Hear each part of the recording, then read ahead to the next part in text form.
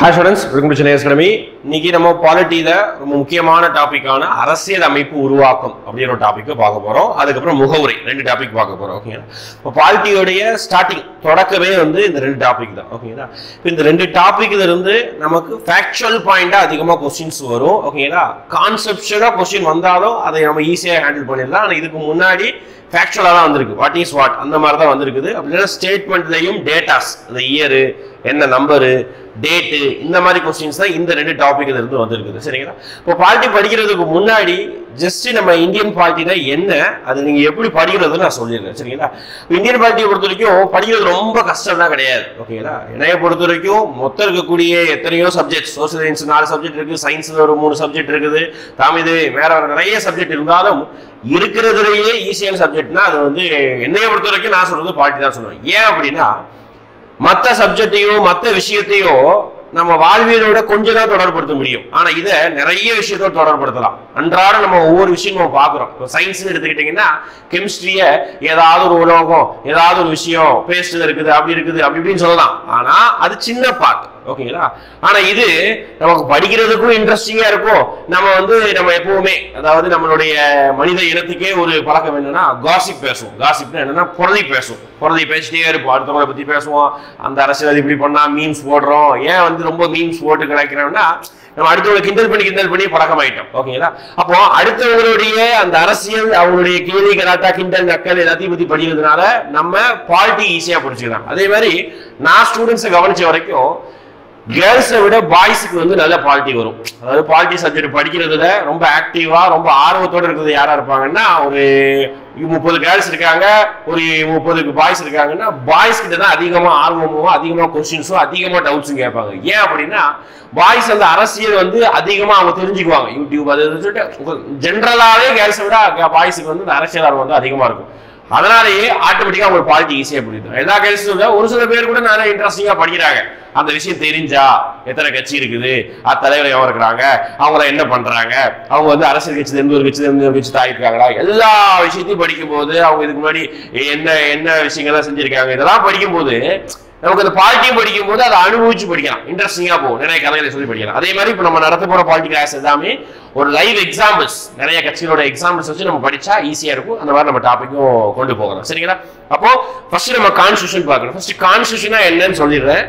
இந்தியாவுடைய மொத்த லா புக் அப்படின்னு சொல்லலாம். அதாவது ஒரு நாடு இப்படிதான் இருக்கணும், ஒரு நாட்டின் தலைவர்கள் நாட்டு மக்களை ஆள்பவர்கள் இப்படிதான் ஆகணும், மக்கள் நாட்டுக்காக என்ன கடமை செய்யணும், ஒரு அரசாங்கம் மக்களுக்கு என்ன உரிமை கொடுக்குது, ஓகேங்களா, நாட்டை ஆளுபவனுக்கு என்ன தகுதி, கிராமத்தை ஆளுபவனுக்கு என்ன தகுதி, எப்படி எலெக்ஷன் நடத்தணும், அப்புறம் தேர்ந்தெடுக்கப்படக்கூடிய அதிகாரிகள் எப்படி தேர்ந்தெடுக்கிறாங்க, எல்லாத்தையும் பேசக்கூடிய ஒரு புக்கு தான் கான்ஸ்டிடியூஷன். ஓகேங்களா? அப்ப எல்லா நாட்டிலையும் கான்ஸ்டிடியூஷன் இருக்குதா அப்படின்னா இருக்குது. ஓகே, எல்லா நாட்டுகளையும் கான்ஸ்டிடியூஷன் இருக்குது. ஆனால் ஒவ்வொரு விதமா இருக்குது. அவ்வளவுதான். இப்போ ஒரு சில நாடுகள் எடுத்தீங்கன்னா 2 வகையா பிரிப்பாங்க. நம்முடைய அரசியலமைப்பு கான்ஸ்டிடியூஷனே நம்ம என்ன செய்யலாம்னா 2ஆ பிரிக்கலாம். என்ன சொல்லுவாங்க? எழுதி வைக்கப்பட்ட அரசியலமைப்பு, இன்னொன்னு எழுதப்படாத அரசியலமைப்பு. எழுதப்படாத அப்படின்னு சொல்லுவாங்க. அதாவது ரிட்டன் அன்ரிட்டன் கான்ஸ்டிடியூஷன் அப்படின்னு சொல்லுவாங்க. என்ன சார் எழுதி வைக்கப்பட்டது எழுதப்படாது அப்படின்னா, எழுதி வைக்கப்பட்டதுன்னா ஆல்ரெடி எழுதி வச்சிருப்பாங்க. சரிங்களா? இப்படிதான் ரோல் பண்ணணும்பா அப்படின்னு சொல்லிட்டு எழுதி வச்சிருப்பாங்க. எழுதி வைக்கப்படாதுன்னா அப்பப்போ எழுதிக்கிட்டே வருவாங்க. ஓகேங்களா? இன்னைக்கு ஒரு விஷயம் நடக்குதா அதுக்கு ஒரு புதுசா சட்டம் போடுவாங்க, அதை சேர்த்துக்குவாங்க. இந்த மாதிரி அப்பப்போ எழுதிக்கிட்டே வைக்கிறதுக்கு பேர் தான் அன்ரிட்டன் கான்ஸ்டிடியூஷன், எழுதப்படாத அரசியலமைப்பு அப்படின்னு சொல்லுவாங்க. சரி, ஏதாவது உதாரணம் இருக்கா சார்? இப்ப இந்தியா, USA இந்த மாதிரி நாடுகள் எடுத்துக்கிட்டீங்கன்னா எழுதி வைக்கப்பட்ட கான்ஸ்டிடியூஷன் ரிட்டன் கான்ஸ்டிடியூஷன் அப்படின்னு சொல்லுவாங்க. அதே எழுதி வைக்கப்படாத கான்ஸ்டிடியூஷன் பெஸ்ட் எக்ஸாம்பிள் UK சொல்லலாம். அங்க வந்து பார்லிமெண்ட் என்ன லா போடுதோ அப்பப்போ மாத்திக்கிட்டே இருக்கும். திடீர் ஒரு சட்டம் போடுவாங்க, அடுத்த வருஷம் ஒரு கட்சி மாறின இன்னொரு சட்டம் போடுவாங்க. இந்த மாதிரி மாத்திக்கிட்டே இருக்கும். சட்டம் போட அதை எழுதிக்கிட்டே இருப்பாங்க. அதுதான். ஓகேங்களா? அப்போ அதுக்கு பேர் தான் எழுதப்படாத அன்ரிட்டன். அதோடைய மீனிங் வந்து வேற மாதிரி புரியும். எழுதுனா அதை எழுதியே வைக்கல அப்படிங்கிற மாதிரி மீனிங் புரிஞ்சு கூடாது. அப்பப்போ சேர்த்துக்கிட்டே இருக்காங்க. ஆனா இது ஒரேடியா சேர்த்து வச்சிருக்காங்க. அதுல சின்ன சின்ன மாற்றத்தை மட்டும் நம்ம ஏற்படுத்தி கொண்டு போயிட்டு இருக்கோம். ஓகேங்களா? புரியுதா? அப்ப எழுதி வைக்கப்பட்ட அரசியலமைப்பு, எழுதப்படாத அரசியலமைப்பு அப்படின்னு நம்ம 2 விதமா சொல்றோம். சரி, நம்ம எதை எடுத்துக்கிட்டோம்? எழுதி வைக்கப்பட்ட அரசியலமைப்பு. சரி, இப்ப அரசியலமைப்பு கொண்டு வரணும் அப்படின்னு சொல்லிட்டு உடனே முடிவெடுத்து உடனே கொண்டு வர முடியுமானா அப்படிதான் கொண்டு வர முடியாது. ஓகேங்களா? இந்தியா மாதிரி ஒரு பெரிய நாடு, இந்தியா வந்து 300 வருடங்களாக பிரிட்டிஷ் அரசாங்கம் நம்ம இந்தியாவை ஆண்டுகிட்டு இருந்த நாடு. அப்ப அந்த நாட்டுல உடனே அரசியலமைப்பு வருமானா வரல. அப்ப அதுக்குரிய டிமாண்ட் எப்போ உருவானது? அரசியலமைப்பு இந்தியாவுக்கு வேணும் அப்படிங்கிற டிமாண்ட் எப்போ உருவானது? அது அப்படியே படிப்படியா பிரிட்டிஷ்கார அதுக்கு எப்படி ஓகே சொன்னா, கடைசியா அதை எங்க ஓகே சொல்லி அதை யாரு எழுதி எவ்வளவு பேர் எனக்கு ஹெல்ப் பண்ணாங்க, இந்த எல்லா விஷயத்தையும் தான் இந்த அரசியலமைப்பு உருவான விதத்துல நம்ம பார்க்க போறோம். ஓகேங்களா? பார்க்கலாங்களா? ஃபர்ஸ்ட் நம்ம பார்க்க போறது ஹிஸ்டாரிக்கல் பேக்ரவுண்ட் அப்படின்னு சொல்லுவாங்க. எப்படி ஹிஸ்டாரிக் பேக்ரவுண்ட் கிடையாது, அரசியல் மேக்கிங் ஆஃப் கான்ஸ்டிடியூஷன், அரசியலமைப்பு எப்படி உருவானது. தமிழே நான் டிஸ்பிளே பண்ணிருக்கேன், இங்கிலீஷில் கூடிய வார்த்தைகளை நான் சொல்லிடுறேன், கவனிங்க. ஓகேங்களா? கவனிச்சீங்கனாலே பாதி புரிஞ்சிடும். இங்கிலீஷ் கூடிய பசங்க பயப்பட வேணாம், சொல்லும் போது அந்த டெக்னிக்கல் வேர்ட்ஸ் எல்லாமே நான் இங்கிலீஷ் நான் சொல்லி தான் நடத்த போறேன். சரிங்களா? சரி, அப்ப மேக்கிங் ஆஃப் கான்ஸ்டிடியூஷன் எப்படி இருந்தா அரசியலமைப்பு உருவானது. அப்ப எப்படி அரசியலமைப்பு உருவானது அப்படின்னு தெரிஞ்சுக்கணும்னா, அந்த டிமாண்ட் எப்போ உருவானது, அரசியலமைப்பு எங்க இந்தியாவுக்கு தேவை அப்படின்னு சொன்னது எப்போ. இதே நீ இப்ப எக்கனாமிக்ஸ் எடுத்துக்கிட்டே வச்சுக்கோங்க, இந்தியாவுக்குன்னு பிளானிங் வேணும் அப்படின்னு சொல்லிட்டு ஒரு 7 பேர் சொல்லியிருப்பாங்க. ஓகேங்களா? விஸ்வேஸ்வரையா, ஜவஹர்லால் நேரு, அப்புறம் வந்து நம்மளுடைய எஸ்.என். அகர்வால், அப்புறம் வந்து ராம் நாராயணன் அப்படின்னு சொல்லிட்டு ஏகப்பட்ட பேரு இந்தியாவுக்குன்னு ஒரு திட்டம் வேணும் சொல்லியிருப்பாங்களா. அதே மாதிரி இங்க ஃபர்ஸ்ட் இந்தியாவுக்குன்னு ஒரு அரசியலமைப்பு கட்டாயமா வேணும். ஓகேங்களா? அது இருந்தாதான் என்ன செய்ய முடியும் அப்படி பாத்தீங்கன்னா, இந்தியாவை ஒரு கட்டுக்கோப்பா ரூல் பண்ண முடியும் அப்படின்னு சொல்லிட்டு ஃபர்ஸ்ட் அந்த டிமாண்ட சொன்னதே 1934ல இந்திய அரசியலமைப்பு சபையை ஏற்படுத்த வேண்டும் என்ற எண்ணத்தை இந்திய கம்யூனிஸ்ட் இயக்கத்தின் முன்னோடியான எம்.என். ராய் அப்படின்னு சொல்லுவாங்க. யாரு? எம்.என். ராய், இங்கிலீஷ்ல எம்.என். ராய். அவர் தான் ஃபர்ஸ்ட் இந்தியாவுக்குன்னு ஒரு கான்ஸ்டிடியூயன்ட் அசம்பிளி, அரசியலமைப்பு நிர்ணய சபை அப்படி ஒரு அமைப்பு வந்து வேண்டும் அப்படின்னு சொன்னதே யார்தான்? எம்.என். ராய் தான். 1934வது வருஷத்துல ஸ்டார்ட் பண்ணி விடுறாரு. ஓகேங்களா? அப்போ அவர் என்ன இயக்கத்தை சேர்ந்தவர்? கம்யூனிஸ்ட் இயக்கம், சிபிஐ சொல்லுவாங்க, கம்யூனிஸ்ட் பார்ட்டி. ஓகேங்களா? அந்த சிபிஐ, அந்த கம்யூனிஸ்ட் இயக்கத்தை சேர்ந்தவர் தான் இவர். அப்போ இதுல எப்படி சார் கொஸ்டின் கேட்கலாம் அப்படின்னா, இந்த இயரை வச்சு கொஸ்டின் கேட்கலாம். ஓகே, இயரு, யார், நபர். ஓகேங்களா? அப்போ அவர் தான் எம்.என். ராய் தான் ஃபர்ஸ்ட். இவர் எம்.என். ராய் பாத்தீங்கன்னா எக்கனாமிக்ஸ்ல வருவாரு, பீப்புள்ஸ் பிளான்ல வருவாரு, அப்புறம் வந்து பாலிட்டியில வந்துட்டாரு, ஹிஸ்டரியிலேயே வருவார், மாடர்ன் ஹிஸ்டரியிலேயே வருவார். இந்தியா சுதந்திர போராட்டத்தில் நிறைய இடங்கள்ல இவர் வருவார். ஓகேங்களா? அப்ப எம்.என். ராய் ஃபர்ஸ்ட் ஏற்படுத்துறாரு. அப்ப எம்.என். ராய் மட்டும் அந்த எண்ணத்தை வெளிப்படுத்தினா போதாது. ஏன்னா அவரோட தனி நபர், சிங்கிள் பெர்சன். அவருடைய பேச்சு எல்லா இடத்துலையும் ஈடுபடுமா? பிரிட்டிஷ்கார கேட்கிற அளவுக்கு, இந்தியா ஃபுல்லா கேட்கிற அளவுக்கு அவருடைய பேச்சு ஈடுபடுமானா ஈடுபடாது. அப்ப இந்தியா முழுவதும் கொண்டு போய் சேர்க்கிற அளவுக்கு ஒரு அமைப்பு பேசினா அந்த டிமாண்ட் வந்து ஓகே, ஆமா இந்தியாவுக்கு அரசியலமைப்பு வேணும்னு சொல்லிட்டு எல்லாருமே ஒத்துக்குவாங்க. அப்ப இந்தியா முழுவதும் வாய்ஸ் கொடுக்கக்கூடிய ஒரு அமைப்பு அப்படின்னா அந்த டைம்ல இருந்தது யாரு? Indian national Congress. ஓகேங்களா? இந்திய தேசிய காங்கிரஸ். அப்போ அடுத்த வருஷமே எம்.என். ராய் சொன்னது கரெக்ட் தான்.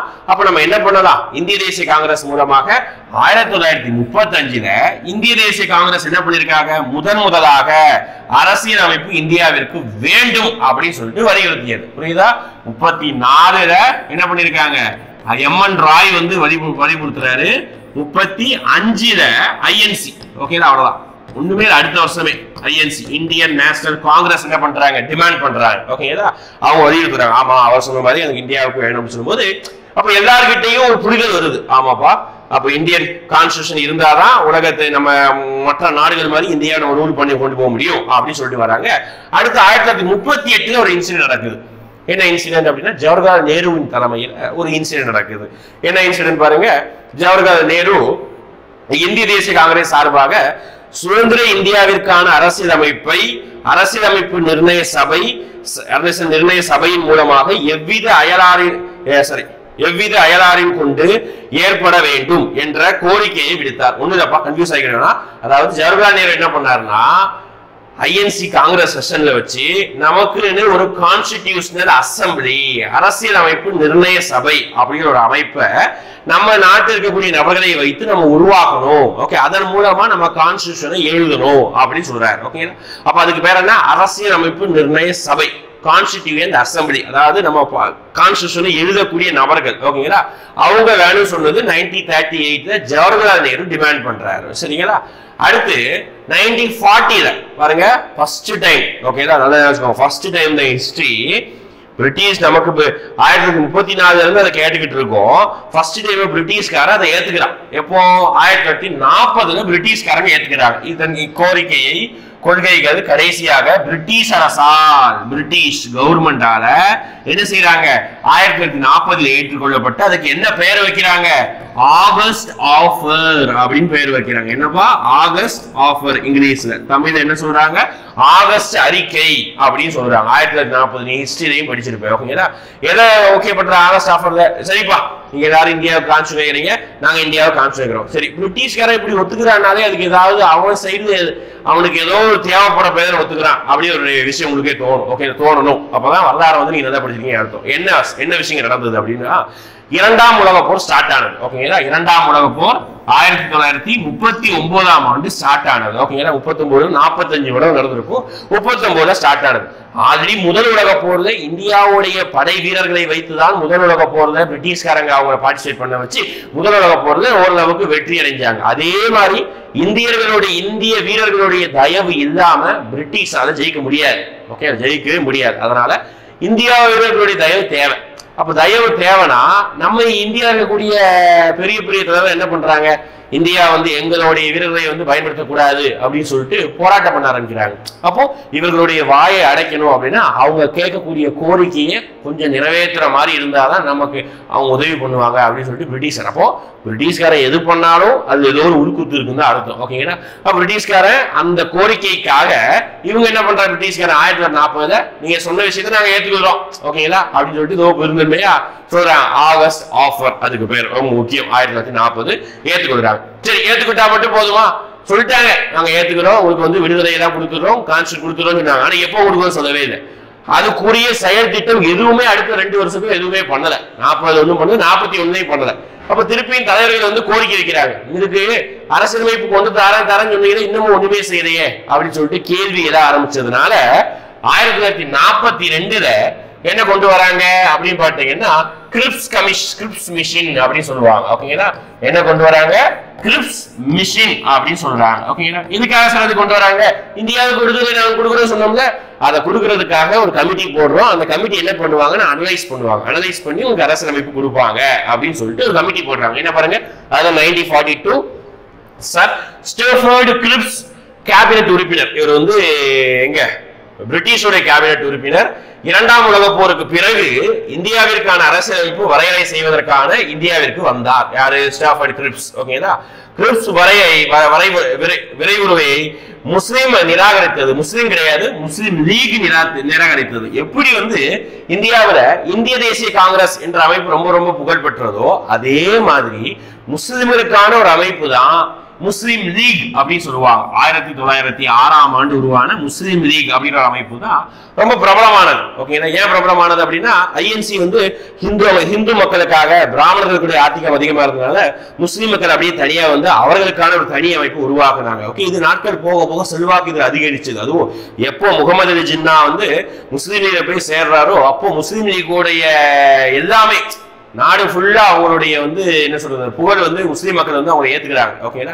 அப்படி ஏத்துக்கிறதுனால இந்த கிரிப்ஸ் மிஷின்ல என்ன பண்றாங்க அப்படின்னு பாத்தீங்கன்னா, இந்தியாவுக்கு விடுதலை கொடுக்குறோம், ஆனா இந்தியாவில் கேட்கக்கூடிய முஸ்லீம்களுக்கான தனிநாடு கோரிக்கையை நாங்க அங்கீகரிக்க மாட்டோம், கையெழுத்திட்டாங்க. ஓகேங்களா? ஏன் அப்படின்னா 1940 முஸ்லீம்கள் என்ன செய்ய ஆரம்பிச்சிட்டாங்கன்னா, எங்களால ஒரே நாடுகள் இருக்க முடியாது, எங்களுக்கு மத வாரியாக தனியா ஒரு நாடு பாகிஸ்தான் அப்படின்னு ஒரு நாடை எங்களுக்கு கொடுத்துருங்க அப்படிங்கிற கோரிக்கையை 1940 வைக்க ஆரம்பிச்சிட்டாங்க பிரிட்டிஷ் கிட்ட. யாரு வச்சா?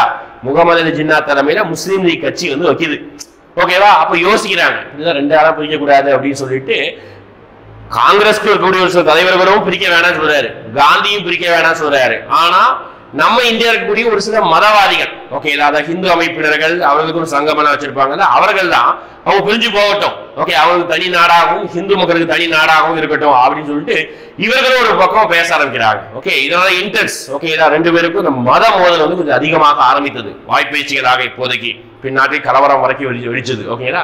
அப்ப இப்ப இருக்குத ஆனா கிரிப்ஸ் விஷயம் என்ன சொல்லிட்டு அப்படிலாம் நாங்க பிரிச்சு கொடுக்க மாட்டோம், விடுதலை கொடுத்தாலும் அரசியலமைப்பு உருவாக்குனா நாங்க ஒரே நாடாக தான், நீ இந்துஸ்தான் அப்படின்னு ஒரே நாடாக தான் நாங்க வந்து பிரிச்சு கொடுப்போம் அப்படின்னு சொல்லிட்டு தான் என்ன பண்ணுது அப்படின்னா கிரிப்ஸ் மிஷன் சொல்லுது. ஆனா கிரிப்ஸ் சொன்னத ரெண்டு பெரிய கட்சியா இருக்கக்கூடிய ஐஎன்சி முஸ்லீம் லீக், அது ஐஎன்சி ஏற்றுக்கொண்டது, ஆனா முஸ்லீம் லீக் ஏத்துக்கல. ஏன் ஏத்துக்கல? ஏன்னா அவர்களுக்கான இரண்டாக பிரித்து தனி நாடு கோரிக்கையை அவங்க ஏத்துக்கொள்ளல. ஓகேவா? அதனால முஸ்லீம் லீக் ஏத்துக்கல. சிம்பிளா புரிஞ்சுக்கோ, சரிங்களா? அதுதான். ஏதேனும் இந்தியாவை பிரித்து இரண்டாக தனி நாடாகவும் இரு தனி அரசியலமைப்பை உருவாக்கவும் முஸ்லீம் லீக் கோரிக்கை விடுத்தனர். அந்த கோரிக்கையை கிரிப்ஸ் மிஷன் ஏற்றுக்கல. ஓகேவா? அதனாலதான் முஸ்லீம் லீக் நிராகரித்தது. அப்போ இந்த கொஸ்டின் எப்படி கேட்கலாம், கிரிப்ஸ் மிஷன்ல எந்த வருஷம் கேட்கலாம்? 1942. சரிங்களா? இந்தியாவுக்கு வந்தாங்க, அரசியலமைப்புக்காக இந்தியாவுக்கு வந்தாங்க. அவங்க தனி நாடு கோரிக்கை அங்கீகரிச்சாங்களா? இல்ல. அது ஒரு முக்கியமான பாயிண்ட். ஓகேங்களா? கிரிப்ஸ் மிஷனுடைய அறிக்கையை யாரு நிராகரித்தாங்க அப்படின்னா முஸ்லீம் லீக் நிராகரித்தாங்க. ஏன் நிராகரித்தாங்க இப்ப பேசுறேன். ஏன்னா தனிநாடு கோரிக்கை அங்கீகரிக்கிறது அதனாலதான். ஓகே, புரியுதா? ஒரு சீக்வன்ஸ் எல்லாமே அதுக்கு பின்னாடி ஏதோ சிச்சுவேஷன் நடந்திருக்கும், அதனாலதான் இங்க ஒரு சிச்சுவேஷன் நடக்குது. ஓகேவா? அப்ப போச்சா கிரிப்ஸ் மிஷன் வந்து ஃபெயிலியர் ஆயிடுச்சு. ஓகேங்களா?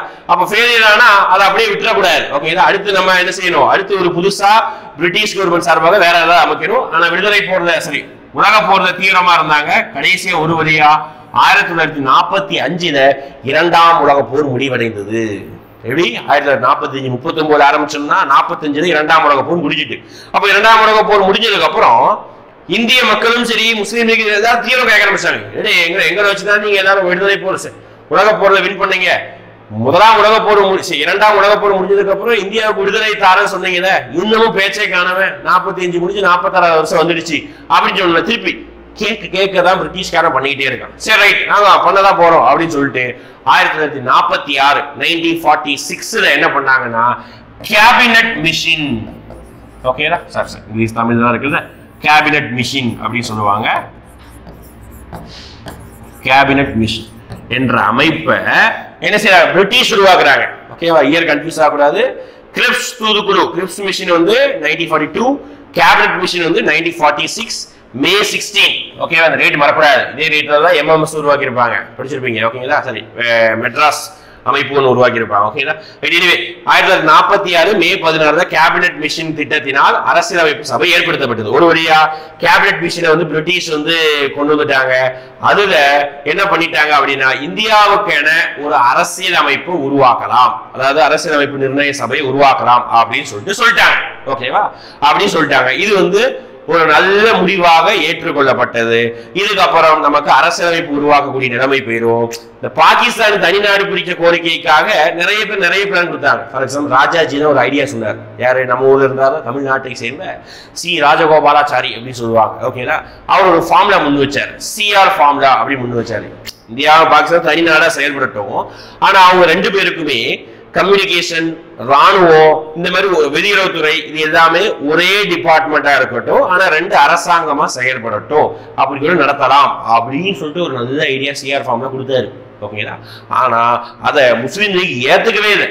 அதெல்லாம் முடியவே முடியாது, நாங்க தனியா போயிடுறோம், நாங்க வேற நீங்க வேற, நீங்க தனியா விட்டுருங்க, எல்லாத்தையும் நாங்க தனியா வச்சுக்கிறோம் அப்படின்னு சொல்லிட்டு அவங்க வேற வழி இல்லை, பிரிச்சு கொடுக்க வேண்டிய கட்டாயத்துல வந்து எல்லாருமே அமைஞ்சிட்டோம். ஏன்னா பிரிச்சு கொடுக்கலன்னா விடுதலை கிடைக்காம போயிடக்கூடாது. இப்போதைக்கு நமக்கு விடுதலை முக்கியம். ஆனா காந்திக்கு உடன்பாடே கிடையாது. இந்தியாவுக்கு வந்து ரெண்டாக பிரித்து சுதந்திரம் கொடுக்கிறது வந்து உடன்பாடே கிடையாது. வேற வழி இல்லை. நேரு, வல்லபாய் பட்டேல் எல்லாரும் ஒத்துக்கிட்டாங்க. முகமது ஜின்னால பேசவே கிடையாது, அவருக்கு பாகிஸ்தான் தான் விடாப்படியா இருக்காரு. ஓகே, இந்த அளவுக்கு ஒரு சிச்சுவேஷன் போயிடுச்சு. ரைட், என்னவும் போது நமக்கு அரசியலமைப்பு உருவாக்கக்கூடிய வேலைகளை பார்க்கலாம் அப்படின்னு சொல்லிட்டு அரசியலமைப்பு நிர்ணய சபை, கான்ஸ்டிடியூண்ட் அசம்பிளி அப்படிங்கிற அமைப்பு உருவாக்கக்கூடிய வேலையை வந்து இங்க பாத்துக்கிட்டு இருக்காங்க. அது எப்படிதான் ஸ்டார்ட் ஆகுதுன்னு பார்க்கலாம். ஓகேங்களா? அப்போ மேல வந்து கேபினட் மிஷன் ஞாபகம் வச்சுக்கோங்க. ஓகேங்களா? அடுத்து அரசியலமைப்பு நிர்ணய சபையோடைய தொகுப்பு எப்படி வைக்கிறாங்க பாருங்க. ஓகேவா? நல்லா கவனிச்சுக்கோங்க. இப்போ இந்தியாவுக்கான, ஓகே, இந்தியாங்கிறது கிட்டத்தட்ட ஒரு பெரிய கண்ட்ரி. இந்த இந்தியாவுக்கான ஒரு கான்ஸ்டிடியூஷனை, ஓகே, கான்ஸ்டிடியூஷனை ஒரு சிங்கிள் நபர்கிட்ட எழுதி ஒப்படைக்க முடியாது. ஓகேங்களா? ஏன்னா அவருக்கு எல்லா விஷயமும் தெரியணும். இந்தியாவுடைய கலாச்சாரங்கிறது வந்து வேற்றுமை ஒற்றுமை சொல்லுவோம்ல. அப்ப எல்லா கலாச்சாரமும் இருக்கும், எல்லா மதமும் இருக்குது, எல்லா மொழிகளும் இருக்குது, எல்லா இன மக்களும் இருக்காங்க. அப்போ எல்லாருக்குமான அரசியலமைப்பா இது இருக்கணும். அப்படி இருக்கணும்னா ஒரு சபையில, ஒரு குரூப், ஒரு கமிட்டியில எல்லாருமே இருந்தாதான் அந்த கமிட்டியை வச்சு நம்ம எழுத முடியும். அதனால ஒரு பெரிய பிரிட்டிஷ் அரசாங்கத்தோட சேர்ந்து ஒரு பெரிய குரூப் ஒன்று ஃபார்ம் பண்ணாங்க. அதுக்கு பேர் தான் அரசியல் நிர்ணய சபை அப்படின்னு சொல்லுவாங்க. கான்ஸ்டிடியூண்ட் அசம்பிளி அப்படின்னு சொல்லுவாங்க. என்னப்பா? அரசியல் நிர்ணய சபை, கான்ஸ்டிடியூண்ட் அசம்பிளி. மொத்தம் எத்தனை பேர்? இது வந்து ப்ரீவியஸ் இயர் क्वेश्चन கேட்டிருக்காங்க. மொத்தம் எத்தனை பேர் அப்படி பார்த்தா 389 உறுப்பினர்கள். மொத்த உறுப்பினர்கள் எவ்வளவுப்பா? 389 உறுப்பினர்கள். அதை நான் ரெண்டா பிரிக்கிறேன். எப்படி பிரிக்கிறேன்? அதுல 296 உறுப்பினர்கள் யாரு அப்படின்னு பாத்தீங்கன்னா பிரிட்டிஷுடைய கண்ட்ரோல்ல இருந்த ஏரியாஸ். ஓகேங்களா? ஏன்னா இதுதான் இந்தியா அப்படின்னு எடுத்துக்கிட்டீங்கன்னா இந்தியாவுடைய மொத்த பகுதிகளும் பிரிட்டிஷுடைய கண்ட்ரோல்ல கிடையாது. ஓகேங்களா? பெரிய எல்லை பரப்பு பிரிட்டிஷுடைய எல்லை தான் இருந்தது. ஆனா இப்போ இவ்வளவு தூரம் பாகிஸ்தான் சேர்த்து, ஓகேவா, தமிழ்நாடு தான் சேர்த்து, இங்க பங்களாதேஷ், மியான்மருடைய பூஞ்சு பகுதி எல்லாம் சேர்த்து இந்தியா கண்ட்ரோல் இருக்கு. ஆனா இவ்வளவு எல்லை பரப்புல அங்கங்க ஃபார் எக்ஸாம்பிள் திருவாங்கூர், மைசூரு, இங்க புதுக்கோட்டை, இங்க ஜுனாகத், ஹைதராபாத், ஜம்மு காஷ்மீர், ஓகே, இங்க சின்ன சின்ன ராஜாக்கள், இவங்க எல்லாரும் பிரிட்டிஷோட எல்லைக்குள்ள பிரிட்டிஷோடைய பேச்சை கேட்கக்கூடிய சுதேசி அரசுகளாக இருந்தாங்க. ஓகேங்களா? சுதேசி அரசாங்கன்னா அவர்கள் தான் தனி ராஜாக்களாக இருந்தாங்க. ஓகேங்களா? அவர்களுக்கு என்ன செஞ்சாங்க? ஒரு 93 மாகாணங்கள் இருந்தது. ஓகேங்களா? அவர்களுக்கு சுதேசி மாகாணங்கள் நிறைய இருந்தது. அவங்களுக்கு ஒரு 93 மெம்பர்ஸ் வந்து கொடுத்திருக்காங்க. ஓகேங்களா? புரியுதா? அப்போ 389 ரெண்டா பிரிச்சிருக்காங்க. 296 பிளஸ் 93 கூட்டினீங்கன்னா எவ்வளவு ஆச்சு? 9 8 389 வந்துருச்சா? அப்ப பிரிட்டிஷ் இந்தியா அப்படின்னா பிரிட்டிஷுடைய நேரடி கட்டுப்பாட்டில் இருக்கக்கூடிய பகுதிகள் தமிழ்நாடுதான், அதுதான். ஓகேங்களா? எல்லா பகுதி மேஜாரிட்டி பகுதி இதுதான். சுதேசி மாகாணம் நான் சொன்னதுதான். இந்த ஜுனாகத், ஜம்மு காஷ்மீர், ஹைதராபாத், அப்புறம் வந்து புதுக்கோட்டை, திருவாங்கூர், மைசூர், இந்த மாதிரி சின்ன சின்ன சமஸ்தானங்கள், சின்ன சின்ன ராஜ்யங்களுடைய கண்ட்ரோல்ல ஒரு 93 மெம்பர் இருக்கிறாங்க. ஓகேங்களா? அதுல பாருங்க, இதுல வந்து பிரிட்டிஷ் மாகாணங்கள்ல 11 ஆளுநர்கள். இங்க சரி, இது இந்த இங்க வரக்கூடாதுப்பா, இங்க வரணும். ஓகேங்களா? இந்த 296 ரெண்டா பிரிக்கிறாங்க. 11 ஆளுநர்கள் இருக்கக்கூடிய மாகாணங்கள். 11 ஆளுநர்கள் யாரெல்லாம் சொல்லுவோம் அப்படின்னு பாத்தீங்கன்னா, நம்ம இந்த சின்ன சின்ன ஆளுநர்கள், இந்த தலைமை ஆளுநர்கள் வந்து மும்பை, கல்கட்டா, அப்புறம் வந்து சென்னை, அப்புறம் வந்து உத்தரப்பிரதேசம், ஓகே, யுனைடெட் ப்ராவின்ஸ், இந்த மாதிரி இந்த ஏரியா இருக்கக்கூடிய தலைமை ஆளுநர்களையும் 11 சின்ன சின்ன பகுதி, ஒரிசா, ஓகேங்களா, இதெல்லாம் சின்ன சின்ன மாகாணங்கள். வடமேற்கு மாகாணம், ஓகேங்களா. அதுக்கப்புறம் பார்த்துக்கிட்டீங்கன்னா நம்மளுடைய என்ன சொல்றது, மத்திய பிரதேசம், ஓகேங்களா. இந்த மாதிரி இந்த ஏரியாக்கள் எல்லாத்தையும் சின்ன சின்ன மாகாணம் 292, தலைமையாளர்களுக்கு ஒரு 4 மாகாணங்கள் அப்படின்னு சொல்லிட்டு 389 ரெண்டா பிரிச்சிருக்கிறோம். 296 ரெண்டா பிரிச்சு 292 4 அப்படின்னு சொல்லிட்டு 2 சபைகளாக பிரிச்சு கொடுத்துருக்காங்க. ஓகேங்களா, புரியுதா? இப்ப நமக்கு கேள்வி கேட்டாங்கன்னா இதுதான் மெயினா கேட்பாங்க. ஓகே, இதையும் நீங்க பார்த்து வச்சுக்கோங்க. சரிங்களா? மொத்த உறுப்பினர்கள். அடுத்து அரசியல் நிர்ணய சபையின் செயல்கள். இப்போ கான்ஸ்டிடியூஷன் அசம்பிளி சொல்றோமே, அவங்க என்ன பண்ணாங்க, அவர்களுடைய நடவடிக்கை என்ன, அவருடைய செயல்கள் என்ன, அதுதான் பார்க்க போறோம். ஓகே, அப்ப என்ன பண்ணுவாங்க? மெயின் வேலை அவங்களுக்கு அரசியலமைப்பு எழுதணும். ஓகேங்களா? அரசியலமைப்பு வந்து எழுதணும்னா அவங்க எல்லாரும் சேர்ந்து எழுத போறது. அதுக்கு டிராஃப்டிங் கமிட்டி, வரைவு குழுன்னு சொல்லிட்டு தனியா இருக்கு, அவங்க தான் ப்ரிப்பேர் பண்றாங்க. ஓகேங்களா?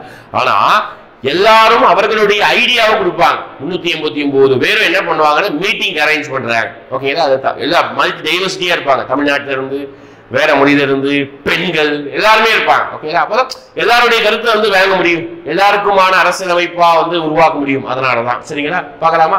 அரசியலமைப்பு நிர்ணய சபை செயல்கள். இது ஒவ்வொரு விஷயம் ப்ரீவியஸ் இயர்ல கொஸ்டின் கேட்கக்கூடிய ஏரியாவை நான் சொல்லிடுறேன். பார்க்கலாமா? ஃபர்ஸ்ட் பாருங்க, டிசம்பர் 9 1946 அரசியலமைப்பு நிர்ணய சபையின் முதல் கூட்டம் நடந்தது. ஓகேங்களா? இது ரொம்ப ரொம்ப ரொம்ப ரொம்ப ரொம்ப first important question. First meeting constituent அசம்பிளியோடைய ஃபர்ஸ்ட் மீட்டிங் எப்ப நடந்தது? டிசம்பர் 9 1946 நடைபெற்றது. ஓகேங்களா? ஏன்னா மே மாசம் கேபினெட் மீட்டிங் சொல்லிட்டாங்க. அடுத்தடுத்த மாசத்துல என்ன பண்ணிட்டாங்க அப்படின்னா அரசியலமைப்பு நிர்ணய சபையை உருவாக்குவதற்கான வேலையை பார்த்துட்டாங்க. இங்க வந்து டிசம்பர் 9 லாஸ்ட் மந்த் 1946 என்ன பண்றாங்க? ஃபர்ஸ்ட் கூட்டம், ஃபர்ஸ்ட் மீட்டிங் கண்டக்ட் பண்றாங்க, நடந்தது. அதுல முஸ்லிம் தனிநாடு வேண்டும் என்ற கோரிக்கையால் இதில் கலந்து கொள்ளவில்லை. ஏன்னா கடைசி வரைக்கும் முஸ்லிம்களுக்கு, ஏன்னா முஸ்லிம் தனிநாடு கொடுக்கணும் அப்படின்னு சொல்லிட்டு கேபினெட் மீட்டிங்ல சொல்லல. ஓகேங்களா? இந்தியாவுக்கு அரசியலமைப்பு எழுதிக்கிறோம். ஓகே, அதுக்கப்புறம் நீங்க முடிவு பண்ணிக்கோங்க, இந்தியாவுக்கு வந்து முஸ்லீம் தனி நாடு கொடுக்கலாமா நம்ம நீங்களே முடிவு பண்ணிக்கோங்க சொல்லி சொன்னதால நான் சொல்லிட்டேன். முகமது ஜின்னா விடாப்படியா இருந்தார். ராஜாஜி ஃபார்முலா என்னென்னமோ ஃபார்முலா கொடுத்தாலும் ஒண்ணு செதுப்படியா வர. முகமது ஜின்னா விடாப்படியா இருக்கனால அந்த மீட்டிங்ல இவர் கலந்து கொள்ளவே இல்லை. ஓகேங்களா? அதனால அவர்களுடைய கவுண்டிங் வந்து எம்டியாவே இருந்தது. 389 பேர். அதே மாதிரி சுதேசி மாகாணங்களும் கலந்து கொள்ளாம தான் இருந்தது. ஓகேங்களா? அப்போ மொத்தமாக 211 உறுப்பினர்கள் தான் பங்கேற்றாங்க. ஓகேவா? மொத்தம் 289 பேரு பார்ட்டிசிபென்ட் பிரிட்டிஷ் மாகாணத்துல அதை வந்து மீறி சுதேசி மாகாணங்கள்ல சரி 380 இருக்குதாப்பா இந்த 389 பேர்ல இவங்க கலந்து கொள்ளவே இல்லை. ஓகே, ராஜாக்களுடைய அமைப்புல இருந்த மக்கள் யாருமே கலந்து கொள்ளல ஃபர்ஸ்ட் மீட்டிங்ல. இந்த 296லயும் கொஞ்சம் மெம்பர்ஸ் முஸ்லீம் லீக்குகளுக்கு கொடுத்தாங்க, அவர்களையும் கலந்து கொள்ளவே இல்லை. அதை தவிர்த்து ஐஎன் சார்பா மட்டுமே 211 பேர் கலந்துக்கிட்டாங்க. ஓகேடா, ஃபர்ஸ்ட் மீட்டிங்ல கலந்துக்கிட்டு எவ்வளவு பேருப்பா? 211 கேட்கலாம். ஓகேடா, இப்போ ஃபர்ஸ்ட் மீட்டிங்ல ஒரு மீட்டிங் ஒரு கமிட்டி அப்படின்னு இருந்தா ஒரு தலைவர் இருக்கணும். ஓகேடா, அப்ப அந்த தலைவருக்காக என்ன பண்ணாங்க அப்படின்னு யாரை தலைவரா போட்டாங்க அப்படின்னா சச்சிதானந்த சின்ஹா அப்படிங்கிற ஒரு நபரை வந்து என்ன பண்ணாங்க டெம்பரவரியா தற்காலிக தலைவரா போட்டாங்க. ஓகேங்களா, அதாவது வயதான நபர். ஓகேங்களா, இது எப்படின்னா பிரான்ஸ்ல பின்பற்றுவாங்க. ஓகேங்களா, பிரான்ஸ்ல என்ன செய்வாங்கன்னா ஒரு கமிட்டி போட்டாங்கன்னா அதுல யார் ரொம்ப வயசா ஏஜ் ஓல்டு பர்சன் இருக்காங்களோ அவங்களதான் வந்து என்ன போடுவாங்க தலைவர் ஹெட்டா வந்து போடுவாங்க. ஓகேங்களா, அதே விஷயத்தை நம்மளும் என்ன பண்ணிருக்கோம்னா ஃபாலோ பண்ணிருக்கோம். அப்படி ஃபாலோ பண்ணும்போது என்ன பண்ணோம் அப்படின்னா மொத்த மீட்டிங்ல இருக்கக்கூடிய மெம்பர்ஸ் 211 மெம்பர்ஸ்ல டாக்டர் சச்சிதானந்தா சின்ஹா அவர் தான் என்ன பண்ணாருன்னா ரொம்ப வயசானவர், அதனால அவரை வந்து டெம்பரவரி பிரசிடென்டா போட்டிருக்கோம். ஓகேங்களா, அப்போ கான்ஸ்டியூயன்ட் அசம்பிளியோடைய டெம்பரவரி பிரசிடென்ட் அப்படின்னு கேட்டாங்கன்னா யாரு? டாக்டர் சச்சிதானந்த சின்ஹா. அப்போ பெர்மனன்ட் பிரசிடென்ட் சொல்லிட்டு அடுத்த ஒருத்தர் நியமனம் பண்றாங்க, யாரும் பார்க்கல. அப்போ இந்த முறை எங்கிருந்து எடுக்கப்பட்டது? பிரான்ஸ் அரசாங்கத்திலிருந்து எடுக்கப்பட்டது. ஓகேங்களா, அடுத்து பார்க்கலாமா? அடுத்து என்ன பண்ணாங்க? ஒரு 2-3 நாள் கழிச்சு, அதான் 2 நாள் கழிச்சு டிசம்பர் 11 என்ன பண்ணாங்கன்னா ஓட்டிங் கண்டக்ட் பண்ணி என்ன பண்றாங்கன்னா நிரந்தரமான ஒரு தலைவர் வந்து தேர்ந்தெடுக்கிறாங்க. அதன் அடிப்படையில அரசியலமைப்பு சபையின் நிரந்தர தலைவர் நம் நாட்டின் முதல் குடியரசுத் தலைவரும் இவரே. ஓகேங்களா, டாக்டர் ராஜேந்திர பிரசாத். புரியுதா? அரசியலமைப்பு நிர்ணய சபையோடைய முதல் நிரந்தர தலைவர் இருக்க போய் தான் இவர் நம்ம என்ன பண்ணோம் இந்திய அரசாங்கத்துடைய முதல் பிரசிடென்டா வந்து நம்ம நியமிச்சோம், டாக்டர் ராஜேந்திர பிரசாத். சரி, தலைவர் இருந்தா மட்டும் போதுமா? துணைத் தலைவர் வேணாமா? துணைத் தலைவர் அப்படிங்கிற பதவியில ஒரு 2 பேர் நியமிக்கிறாங்க. யாரெல்லாம் பாருங்க, HC முகர்ஜி, VT கிருஷ்ணமாச்சாரி. ஓகேங்களா, பின்பு 46ல டிசம்பர் டாக்டர் ராஜேந்திர பிரசாத் வந்து பெர்மனன்ட் பிரசிடென்டா இருந்தாரு.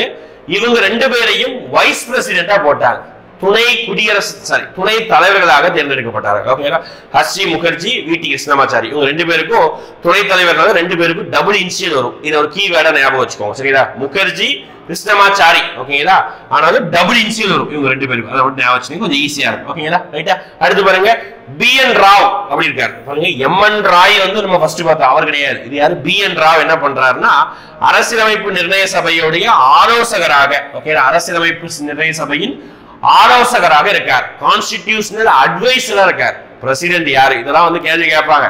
பிரசிடென்ட் யார்? டெம்பரரி பிரசிடென்ட் யாரு? பெர்மனன்ட் பிரசிடென்ட் யாரு?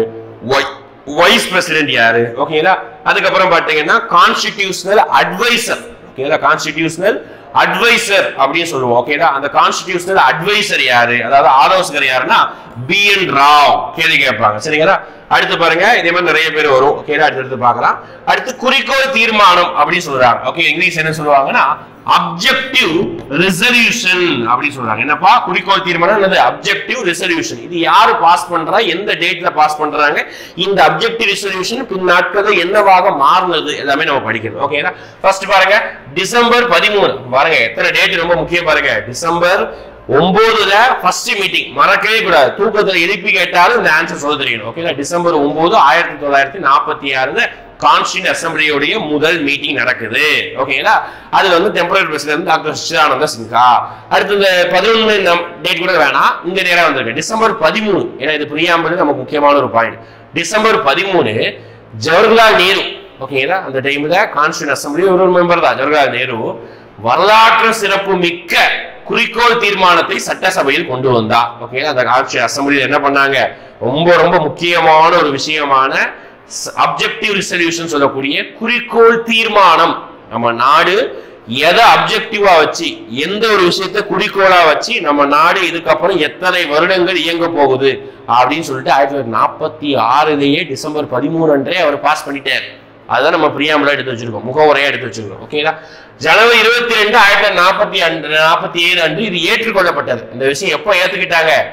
இப்போதைக்கு முடிவு எடுத்துக்கிறாங்க, இது எல்லாருக்கும் ஓகே அப்படின்னு சொன்னோன்னே நினைச்சாங்க. ஜனவரி 22 1947 ஏத்துக்கிட்டாங்க. ஓகேங்களா, அரசியலமைப்பு கட்டமைப்பின் அடிப்படை மற்றும் தத்துவங்களை உள்ளடக்கியது. அதாவது அரசியலமைப்புங்கிறது ஒரு பேசிக்கான ஒரு ஃபியூச்சர்ஸையும் தத்துவங்களை பிலாசபிகளையும் உள்ளடக்கியது அப்படின்னு சொல்றாங்க. என்னதான் இந்தியா சுதந்திரமான இறையாண்மை மிக்க குடியரசாக இருந்தது அப்படின்னு சொல்றாங்க. அதாவது சுதந்திரமான நாடு. இதுக்கப்புறம் பிரிட்டிஷ் போனதுக்கு அப்புறம் இந்தியா யாருடைய கண்ட்ரோலையும் கிடையாது. ஓகேங்களா? இறையாண்மை மிக்க நாடு அப்படின்னா நமக்கு மேலே யாரும் கிடையாது, நம்மளும் யாரையும் அறிமுகப்படுத்தல அப்படின்னு சொல்லிட்டு சாவரின் கண்ட்ரி, இறையாண்மை மிக்க நாடு. குடியரசு அப்படின்னா ராஜாக்கள் மாதிரி ஒரு ராஜா அடுத்தவருடைய பையன் அப்படிலாம் கிடையாது. குடியரசு ரிபப்ளிக். இந்தியாவில் எலெக்டட் தேர்ந்தெடுக்கப்பட்ட நபர் தான் ஒரு தலைவராக இருக்க வேணும் அப்படின்னு சொல்லிட்டு முடிவெடுக்கிறாங்க. ஓகேங்களா? அதுதான். அடுத்து இந்தியாவின் எல்லைகளை உள்ளடக்கிய ஒன்றியமாக உருவாக்க செயல்படுத்துறாங்க. முகவுரை, அதுதான் குறிக்கோள் தீர்மானத்தை சற்று மாற்றி தான் என்ன செஞ்சிருப்பாங்க, முகவுரையா வச்சிருப்பாங்க. நான் சொன்னது ஓகேவா? அடுத்து பாருங்க, 1947 ஏப்ரல் 28 6 பிரதிநிதி சட்டப்பேரவைகள் இருந்தன. முஸ்லீம் லீக் உறுப்பினர்கள் இந்தியாவிற்கான அரசியலமைப்பில் இருந்து அராபியிலிருந்து விலகினார்கள். ஓகே, நான் தனி நாடு கோரிக்கையை சொல்லியாச்சு, பிரிஞ்சு போங்க சொல்லியாச்சு. ஓகேதா? முஸ்லீம் தனியா பிரிஞ்சு போய் அவர்கள் தனி நாடை உருவாக்கிட்டாங்க. அரசியலமைப்பு உறுப்பினர்கள் எண்ணிக்கை 299 குறைஞ்சது. அதாவது அவங்க தனியா போனதுக்கு அப்புறம் 389 கவுண்டிங் 299 கம்மி ஆயிடுச்சு. 90 கவுண்டிங் கம்மி ஆயிடுச்சு. ஓகேங்களா? அப்புறம் நான் சொன்னோம்ல, பிரிட்டிஷ் ராஜ்யம், அப்புறம் ராஜ்ய மாகாணங்களுடைய உறுப்பு எண்ணிக்கை எல்லாமே குறைஞ்சது. ஏன்னா நம்ம பாகிஸ்தான்லயும் கொஞ்சம் சுதேசி அரசுகள் இருந்தது. ஓகேங்களா? ரைட்டா? அடுத்து பாருங்க, அடுத்து மற்ற முக்கிய செயல்கள் அப்படின்னு சொல்றோம். மற்ற என்ன முக்கிய செயல்கள் அப்படின்னு பாத்தீங்கன்னா, இந்த அரசியலமைப்பு வேற என்ன விஷயத்தான் செஞ்சது அப்படின்னு பாத்தீங்கன்னா, தயாரிப்பாளருக்கு 60 நாடுகள்ல இருந்து மொத்தம் இந்த அரசியலமைப்பை 60 நாடு 60 கண்ட்ரீஸ்ல இருந்து எடுத்திருக்காங்கப்பா. ஓகே, அதுக்காக நம்ம அரசியலமைப்பு எல்லாமே காப்பி பண்ணி தான் எடுத்தாங்க அப்படின்னு சொல்லக்கூடாது. இன்னொரு பாயிண்ட் சொல்ல மறந்துட்டேன். 389 பேர் இருக்காங்க. அது நம்ம மிகப்பெரிய தலைவர்களாக எல்லாரும் பேருக்கு ஜவஹர்லால் நேரு இருந்தாங்க, ராஜேந்திர பிரசாத் எல்லாமே பார்த்திருந்தோம், அம்பேத்கர் அது இருக்காரு. ஆனால் காந்தி இந்தியாவுக்காக சுதந்திர போராட்டத்திற்காக மிக அரும்பாடுபட்ட நம்மளுடைய தேசிய தந்தை என்று அழைக்கப்படக்கூடிய மகாத்மா காந்தி அவர்கள் அரசியலமைப்பு நிர்ணய சபையில் கிடையாது. ஓகேங்களா? ஒரு உறுப்பினரே என்ன கிடையாது. ஓகேங்களா? ஏன்னா அவர் விலகிட்டாரு. அவருக்கு தான் சுதந்திரம் பிடிக்குது. ஏன் பிடிக்கல? பாகிஸ்தான் தனியா கொடுக்காதீங்களா அப்படின்னு சொன்னாரு. அதோட விளைவிப்பு தெரியுதா நமக்கு? பாகிஸ்தான் நமக்கு அவ்வளவு பிரச்சனைகள் இருக்குது. ஓகேங்களா? போரா நம்ம ராணுவத்துக்கு செலவு பண்ண தொகை எல்லாமே வேஸ்டா போகுது. ஏன்னா பாகிஸ்தான் ஒரு நாடு அச்சுறுத்தலுக்கு உள்ளாகப்பட்டதுனால. சரிங்களா? எனிவே, அப்போ காந்தி உறுப்பினர் கிடையாது, அது ஞாபகம் வச்சுக்கணும். பெண்கள் எத்தனை பேர் இருந்தாங்கன்னு அப்புறம் சொல்றேன். அதுக்கு முன்னாடி நம்ம அரசியலமைப்பு நிர்ணய சபை அரசியலமைப்பு பத்தி முக்கியமான விஷயம் தான் பார்க்கலாம். ஓகே, மொத்தமா இது 60 நாடுகள்ல இருந்து எடுத்துக்கொள்ளப்பட்டது. அதாவது 60 நாடுகள் இருக்கக்கூடிய கான்ஸ்டிடியூஷன்ல ஒவ்வொரு விஷயத்தையும் எடுத்துப்போம். ஃபார் எக்ஸாம்பிள் நமக்கு கொடுத்துருப்போம். ஓகேங்களா? நம்ம புக்ல நீங்க படிச்சிருப்பீங்க. என்ன அப்படின்னு பாத்தீங்கன்னா, ஒரு நம்ம ஃபண்டமெண்டல் ரைட்ஸ், அடிப்படை உரிமைகள் அப்படின்னா அது எங்க இருந்து எடுப்போம்? அமெரிக்காவில இருந்து எடுத்துக்குவோம். ஓகேங்களா? அடிப்படை கடமைகள் அப்படின்னா ரஷ்யா USSR கான்ஸ்டிடியூஷன்ல இருந்து எடுத்துக்குவோம். இந்த மாதிரி ஒவ்வொரு விஷயத்தையும் ஒவ்வொரு நாடுகள்ல இருந்து நமக்கு ஏற்ற மாதிரி மாத்திக்கொண்டு அந்த நாடுகள்ல இருந்து நம்ம எடுத்துக்கிறோம். இதே மாதிரி கிட்டத்தட்ட 60 நாடுகள்ல நம்மளுடைய அரசியலமைப்பு ஏற்றுக்கொள்ளப்பட்டதாமா. புது அரசியலமைப்பு தயாரித்தனர். ஓகேங்களா? அரசியலமைப்பு தயாரிக்க மொத்தம் எவ்வளவு செலவானதாமா அப்படின்னு சொன்னாங்கன்னா 64 லட்சம் செலவானதாமா. மொத்தம் எத்தனை நாட்கள் ஆனதுன்னு சொல்றாங்க பாருங்க, 2 வருடம். ஓகேங்களா? 2 years 11 month 11 மாதம் 18 நாட்கள் ஆனதாமா. ஓகே, இதுதான் அரசியலமைப்பு உருவாக்கக்கூடிய எடுத்துக்கொண்ட காலம். 2 வருடங்கள் 11 மாதங்கள் 18 நாட்கள். ஓகே, இதுதான் மொத்த அரசியலமைப்பு எடுத்துக்கொள்ளப்பட்டது. ஓகேங்களா? 1950 ஜனவரி 24 அரசியலமைப்பு சட்டசபையின் கடைசி அமர்வு. எப்படி நம்ம முதல் அமர்வு படிச்சோமா எப்போ 1946 டிசம்பர் 9 அப்படி படிச்சோமா, அதே மாதிரி கடைசி அமர்வும் படிக்கணும். 1950 ஜனவரி 24 தான் அரசியலமைப்பு சபையுடைய கடைசி அமர்வாக இருந்தது. லாஸ்ட். ஓகேங்களா? லாஸ்ட் அண்ட் ஃபைனல் செஷனே அதுதான். அதுக்கப்புறம் நம்ம அரசியலமைப்பு நிர்ணய சபை கிடையாது. இதுலயே நம்ம நிறைய விஷயத்தை நம்ம ஏற்றுக்கொண்டோம். என்னதான் ஏற்றுக்கொண்டோம்னு பார்க்கலாம். ஓகேங்களா? அடுத்து இந்தியா காமன்வெல்த் கூட்டமைப்பில் உறுப்பினராக மாறியது. என்ன சார் காமன்வெல்த் கூட்டமைப்பு அப்படின்னு காமன்வெல்த் அசோசியேஷன் அப்படின்னு சொல்லுவாங்க. இது என்னன்னா, பிரிட்டிஷ் எந்த நாடுகள் எல்லாம் ஆட்சி புரிந்ததோ அந்த நாடுகள் எல்லாம் சேர்ந்து ஒரு அமைப்பு உருவாக்குனாங்க. அதுக்கு பேர் தான் காமன்வெல்த் அசோசியேஷன் அப்படின்னு சொல்லுவோம். அதுல நம்ம ஒரு உறுப்பினர் ஆகிட்டோம். எப்போ உறுப்பினர் டேட் முக்கியம், மே 1949. அதுக்கப்புறம் வரக்கூடிய ஃபேக்சுவல் பாயிண்ட் எல்லாமே ரொம்ப முக்கியம்ப்பா, ரொம்ப ரொம்ப முக்கியம். மைண்ட்ல ஏத்திக்கும். சரி, எப்படி லாஜிக்கோட நான் சொல்லிடுறேன். சரிங்களா? எப்பெல்லாம் அப்படின்னா ஒவ்வொரு விஷயத்தை நம்மளுடைய தேசிய சின்னங்கள் இருக்குல்ல, அதை எப்பப்போ ஏத்துக்கிட்டோம் அப்படின்னு நம்ம சொல்றோம். பாருங்க, ஃபர்ஸ்ட் தேசிய கொடி ஏற்றுக்கொள்ளப்பட்டது எந்த நாள், டேட்டோட படிக்கணும். ஜூலை 22, 1947. சரிங்களா? எல்லாத்தையும் நான் ஒரு சொல்லிட்டு அப்புறம் நான் ஷார்ட்கட் சொல்றேன் எப்படி படிக்கலாம் சொல்றேன். தேசிய பாடல், தேசிய கீதம் ரெண்டுமே ஏற்றுக்கொள்ளப்பட்டது ஜனவரி 24, 1950. பாருங்க, இதுதான் கடைசி செஷன். ஓகேங்களா? டாக்டர் ராஜேந்திர பிரசாத் முதல் குடியரசுத் தலைவராக ஏற்றுக்கொள்ளப்பட்டது, தேர்ந்தெடுக்கப்பட்டது ஜனவரி 24, 1950. ஓகேங்களா? அடுத்து பாருங்க, இந்திய அரசு முத்திரை ஏற்றுக்கொள்ளப்பட்டது ஜனவரி 26, 1950. ஓகேங்களா? அப்போ இந்த 4 பாயிண்ட் நம்ம படிக்கணும். இதுல எப்படின்னு சொல்றேன். ஓகேங்களா? ஃபர்ஸ்ட் கவனிங்க, நமக்கு 1947 ஆகஸ்ட் 15 நமக்கு விடுதலை கிடைச்சிச்சு. அப்ப ஆகஸ்ட் 15 விடுதலை கிடைச்சதுன்னா அன்னைக்கு நம்ம தேசிய பாடல் பாடுறோமோ தேசிய கீதம் பாடுறோமோ அது தேவை கிடையாது. ஆனால் தேசிய கொடி ஏற்றியே ஆக வேண்டும் டெல்லியில். ஓகேங்களா? அப்ப தேசிய கொடி ஏற்றி ஆகணும்னா விடுதலைக்கு முன்பாகவே நம்ம தேசிய கொடி நம்ம ஏற்றுக்கொள்ளணும். இந்தியாவுக்கான தேசிய கொடி இதுதான் அப்படின்னு சொல்லிட்டு ஏற்றுக்கொள்ளணும். ஓகேங்களா?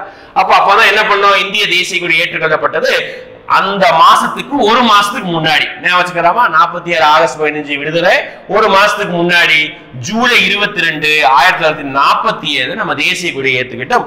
இந்தியாவின் முதல் தேசிய கொடி நெய்யப்பட்டது எங்க, நம்ம தமிழ்நாட்டில் குடியாத்தம் பகுதியில் தான் இந்தியாவின் முதல் தேசிய கொடி நெய்யப்பட்டது. அது வடிவமைத்தர் பார்த்திருப்போம்ல. ஓகே, இது எல்லாமே ஃபேக்சுவல் பாயிண்ட். ஓகேடா?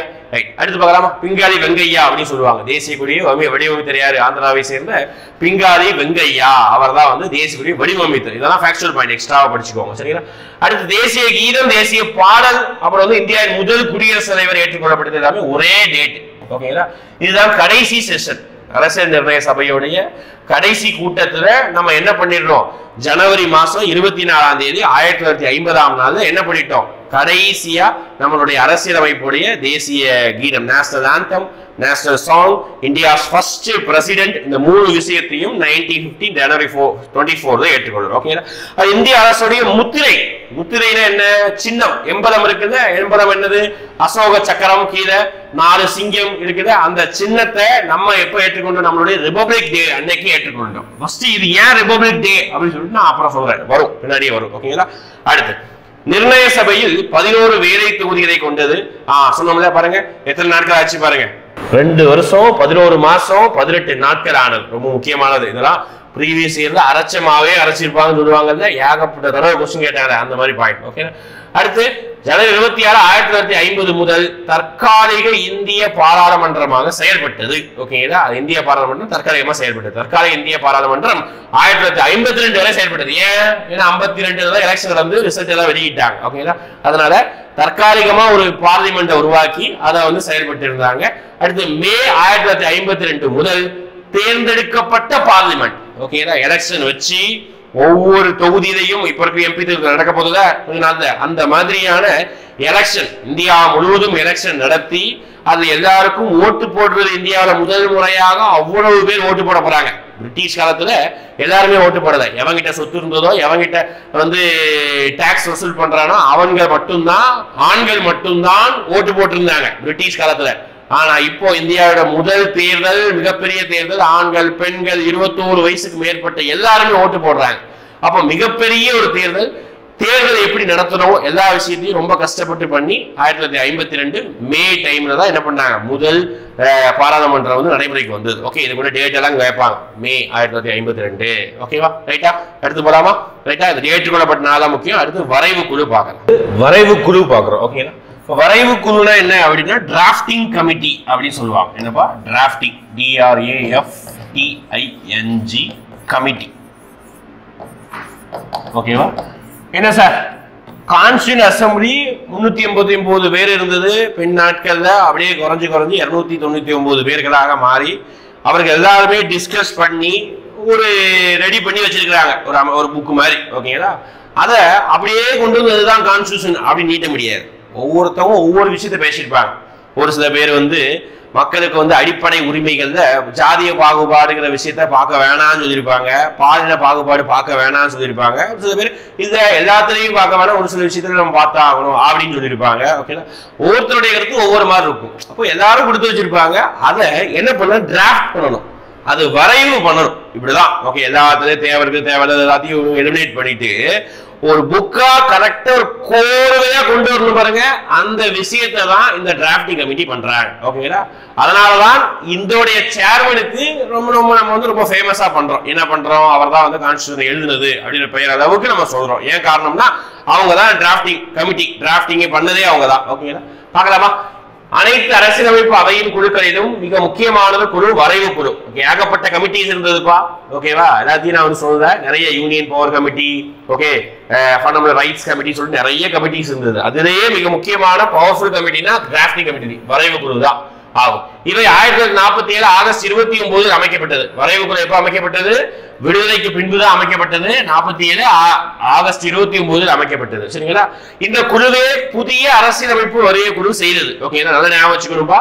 இந்த குழு தான் நம்ம இப்போ பார்க்கக்கூடிய கான்ஸ்டிடியூஷனை டிராஃப்ட் பண்ணதே அவங்க தான். இதுல மொத்தம் எத்தனை மெம்பர்ஸ் அப்படி பாத்தீங்கன்னா 7 மெம்பர்ஸ், 7 மெம்பர்ஸ். ஓகேங்களா? இப்ப இந்த 7 மெம்பர்ஸும் சேர்ந்து தான் இந்த கான்ஸ்டிடியூஷனை கிளியர் அண்ட் கிறிஸ்டல் கிளியரா ரெடி பண்ணி வச்சிருக்காங்க. ஓகேங்களா? 7 மெம்பர்ஸ் என்ன பண்ணிருக்காங்க? கிறிஸ்டல் கிளியரா என்ன பண்ணிருக்காங்க? இந்த கான்ஸ்டிடியூஷனை வந்து ரெடி பண்ணி வச்சிருக்காங்க. ஓகேங்களா? அப்ப இந்த 7 மெம்பர்ஸ் வந்து இதுக்கு முன்னாடி சைமன் கமிஷன் ஹிஸ்டரி பாத்தீங்கன்னா சைமன் குழு அப்படின்னு ஒண்ணு படிப்பீங்க. ஓகேவா? அந்த சைமன் கமிஷன்ல எத்தனை பேர் தான் இருப்பாங்க? 7 மெம்பர்ஸ் தான் இருப்பாங்க. ஓகேங்களா? அதே மாதிரி இங்க டிராஃப்டிங் கமிட்டிலே 7 மெம்பர்ஸ். அந்த 7 மெம்பர்ஸ் யாரு தான் அப்படிங்கறது படிச்சு வச்சுக்கணும். பார்க்கலாமா? ஃபர்ஸ்ட் யார் தலைவர்? எப்பவும் போல கான்ஸ்டிடியூஷன் அசெம்பிளிக்கு தலைவர் இருக்கிற மாதிரி இந்த டிராஃப்டிங் கமிட்டிக்கு தலைவர் இருக்காரு.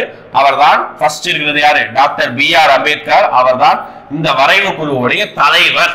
ஓகேங்களா? B.R. அம்பேத்கர் அவரை வந்து மாடர்ன் மனு அப்படின்னு சொல்லுவாங்க. ஓகேங்களா? ஆர்கிடெக்ட் ஆஃப் கான்ஸ்டிடியூஷன் அப்படின்னு சொல்லுவாங்க. நிறைய சொல்லுவாங்க. பார்க்கலாம். அது அடுத்து 2வது நம்பர் யாருன்னா N. கோபாலசாமி ஐயங்கார். N. கோபாலசாமி ஐயங்கார். அடுத்து ஆல்ரெடி கிருஷ்ணசாமி ஐயர். ஆல்ரெடி கிருஷ்ணசாமி ஐயர். அடுத்து டாக்டர் K.M. முன்ஷி, முக்கியமானவர், வருவார் பின்னாடி ஒரு இதுல. Doctor K.M. முன்ஷி. அடுத்து சையது முகமது சதவுல்லா. சையது முகமது சதவுல்லா. அதான் பாருங்க, அதாவது ஹிந்து மக்களையே வச்சிருக்காங்க, முஸ்லிம் மக்களையே வச்சிருக்காங்க. அடுத்து N. மாதவராவ்.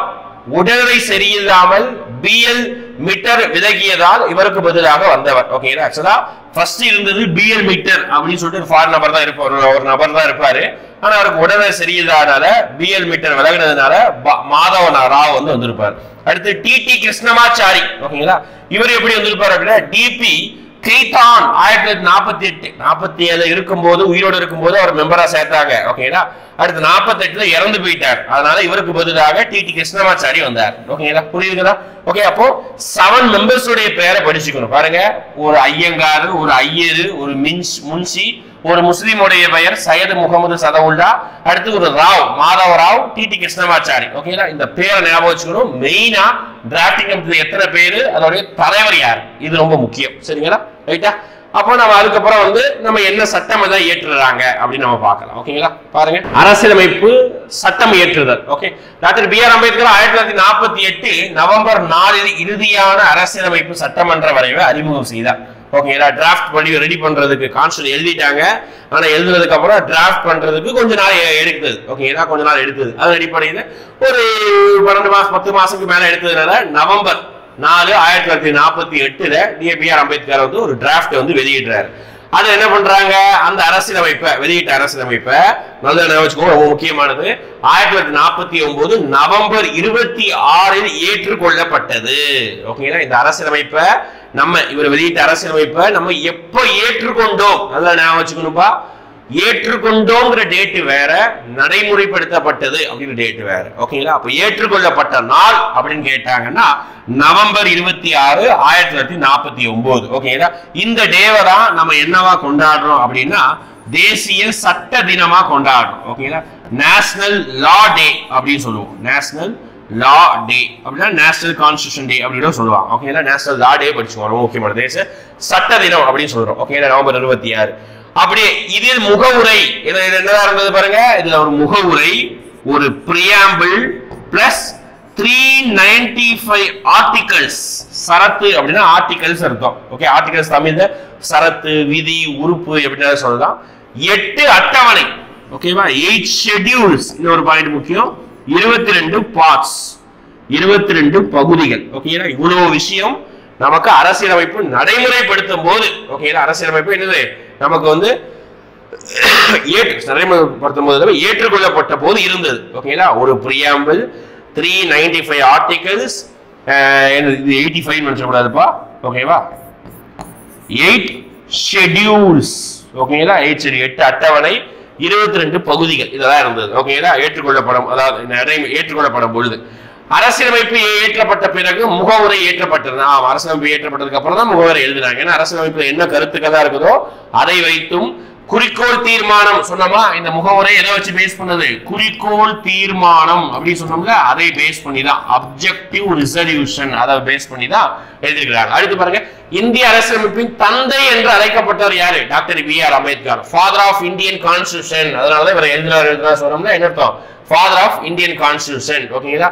அரசியலமைப்பு நிபுணர், தாழ்த்தப்பட்ட வகுப்பிற்காக பாடுபட்ட மிக சிறந்த தலைவர். நமக்கு தெரியும் அம்பேத்கர் வந்து தாழ்த்தப்பட்ட மக்களுக்காக நிறைய பகுதிகள் பண்ணியிருக்கார். ஓகே, மகது சத்தியாகிரகத்துல இருந்து ஏகப்பட்ட தாழ்த்தப்பட்டவர்களை வந்து ஒரு குளங்கள்ல தண்ணி எடுக்கணும், அவர்களுக்கான பத்திரிகை, அவர்களுக்கான ஒரு அமைப்பு, ஒடுக்கப்பட்ட நல அமைப்பு, ஓகேங்களா, அவர்களுக்கான ஒரு குரலாக செயல்பட்டார். ஓகேங்களா? எல்லாமே தெரியும். அதை தாண்டி அரசியலமைப்பிலையும் அந்த விஷயத்தை வந்து அவர் பிரதிபலிச்சிருக்கார். ஓகேங்களா?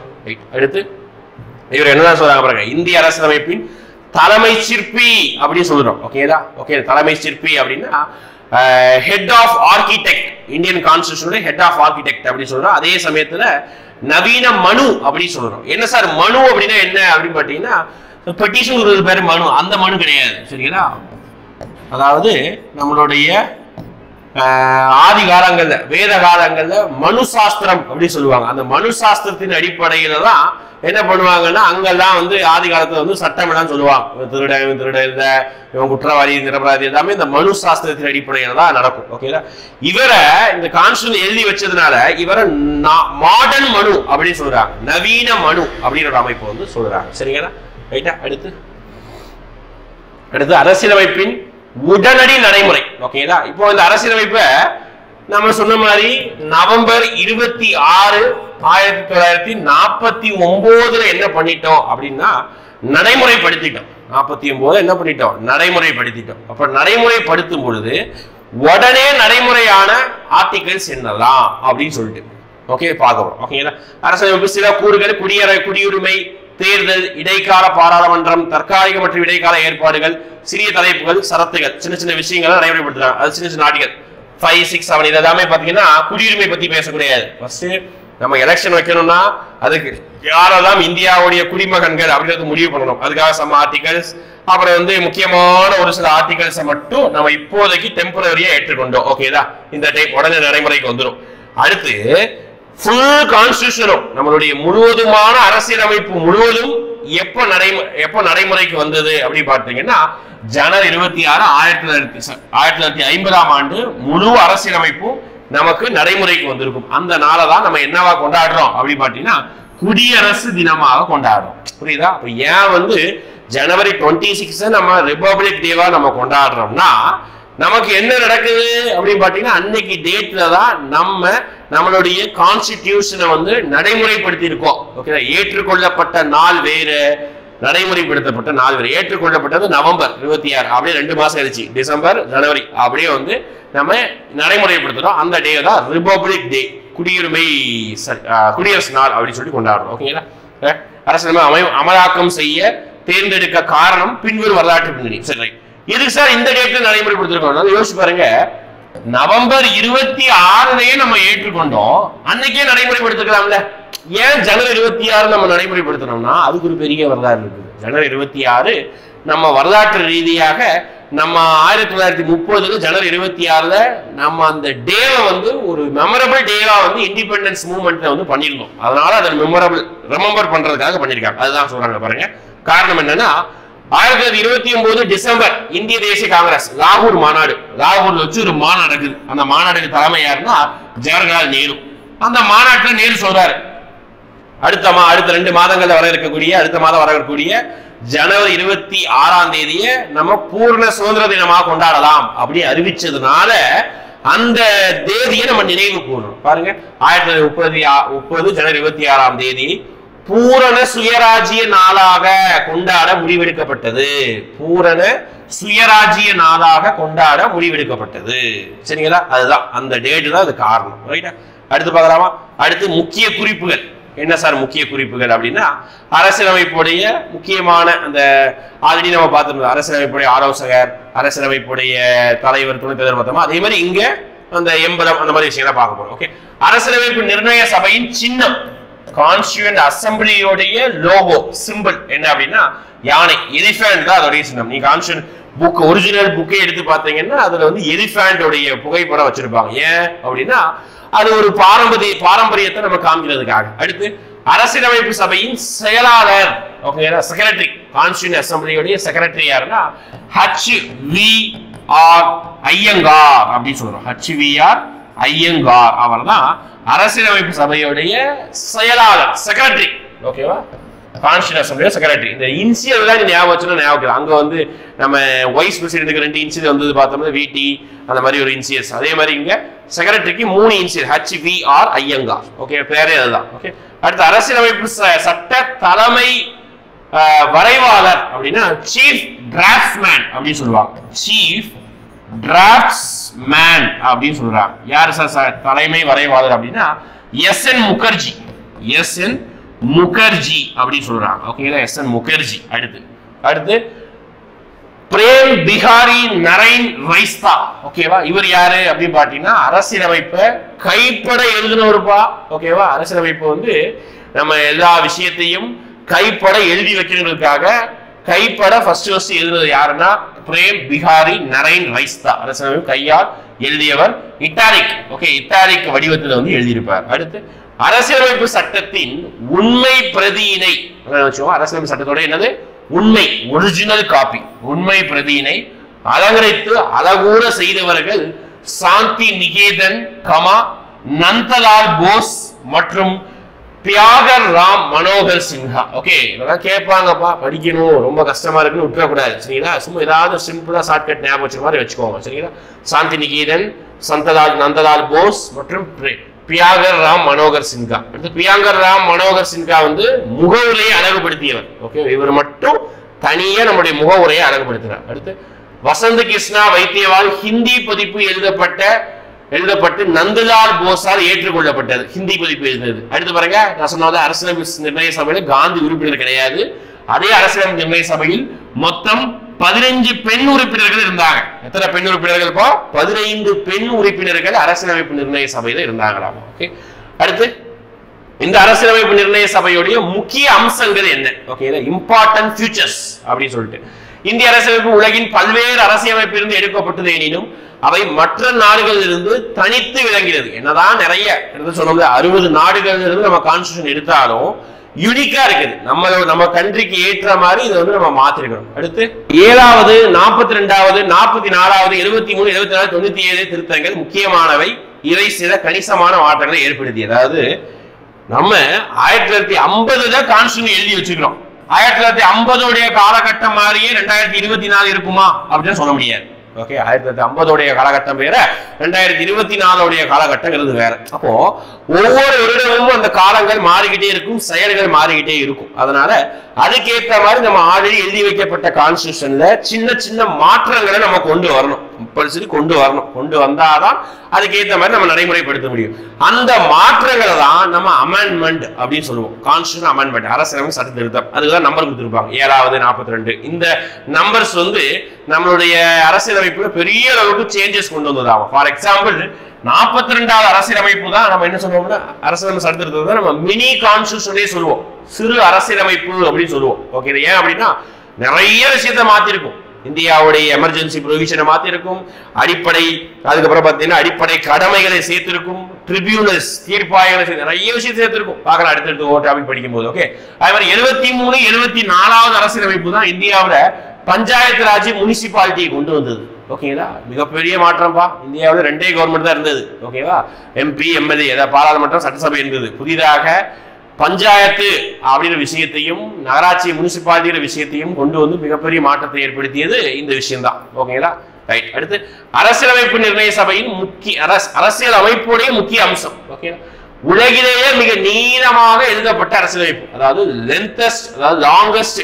ஓகேங்களா, லாங்கஸ்ட் லார்ஜஸ்ட், மிகப்பெரிய அரசியலமைப்பு அப்படின்னு பாத்துக்கிட்டீங்கன்னா நம்ம இந்தியாவுடைய அரசியலமைப்பு தான். மற்ற அரசியலமைப்புல எடுத்துக்கிட்டீங்கன்னா, ஃபார் எக்ஸாம்பிள் அமெரிக்கன் கான்ஸ்டிடியூஷன் வெறும் 7 ஆர்டிகல்ஸ் பா, வெறும் 7 ஆர்டிகல்ஸ் தான் அமெரிக்காவுடைய கான்ஸ்டிடியூஷன். ஆனா இந்தியாவுல கிட்டத்தட்ட 300 இப்போ இன்னைக்கு 400க்கு மேல நம்மளுடைய அரசியலமைப்பு கான்ஸ்டிடியூஷன் ஆர்டிகல்ஸ் வந்து வந்துடுச்சு. ஓகேங்களா? அப்போ ஆஸ்திரேலியாவில் வெறும் 128. ஓகேங்களா? அமெரிக்கால வெறும் 7 ஆர்டிகல்ஸ். ஓகே, இந்தியால 400க்கு மேல ஆயிடுச்சு. அதனாலதான் லார்ஜஸ்ட் கான்ஸ்டிடியூஷன் அப்படின்னு நம்ம சொல்றோம். அடுத்து 1949 கொண்டு வரப்பட்ட அரசியலமைப்பின் முகவுரை பாருங்க, இது ரொம்ப முக்கியம்பா. இது நான் ஸ்பேஸே விட்டுருக்கேன், நல்லா கவனிச்சுங்க. 1949 நடைமுறைப்படுத்தப்பட்ட அரசியலமைப்புல ஒரு முகவுரை, 395 ஆர்டிகல்ஸ், 22 பார்ட்ஸ், 8 ஷெட்யூல்ஸ். அங்க இருக்கு 8. சரிங்களா? 8 ஷெட்யூல்ஸ் இருந்தது. ஓகேங்களா? ஒரு பிரியாம்பிள்.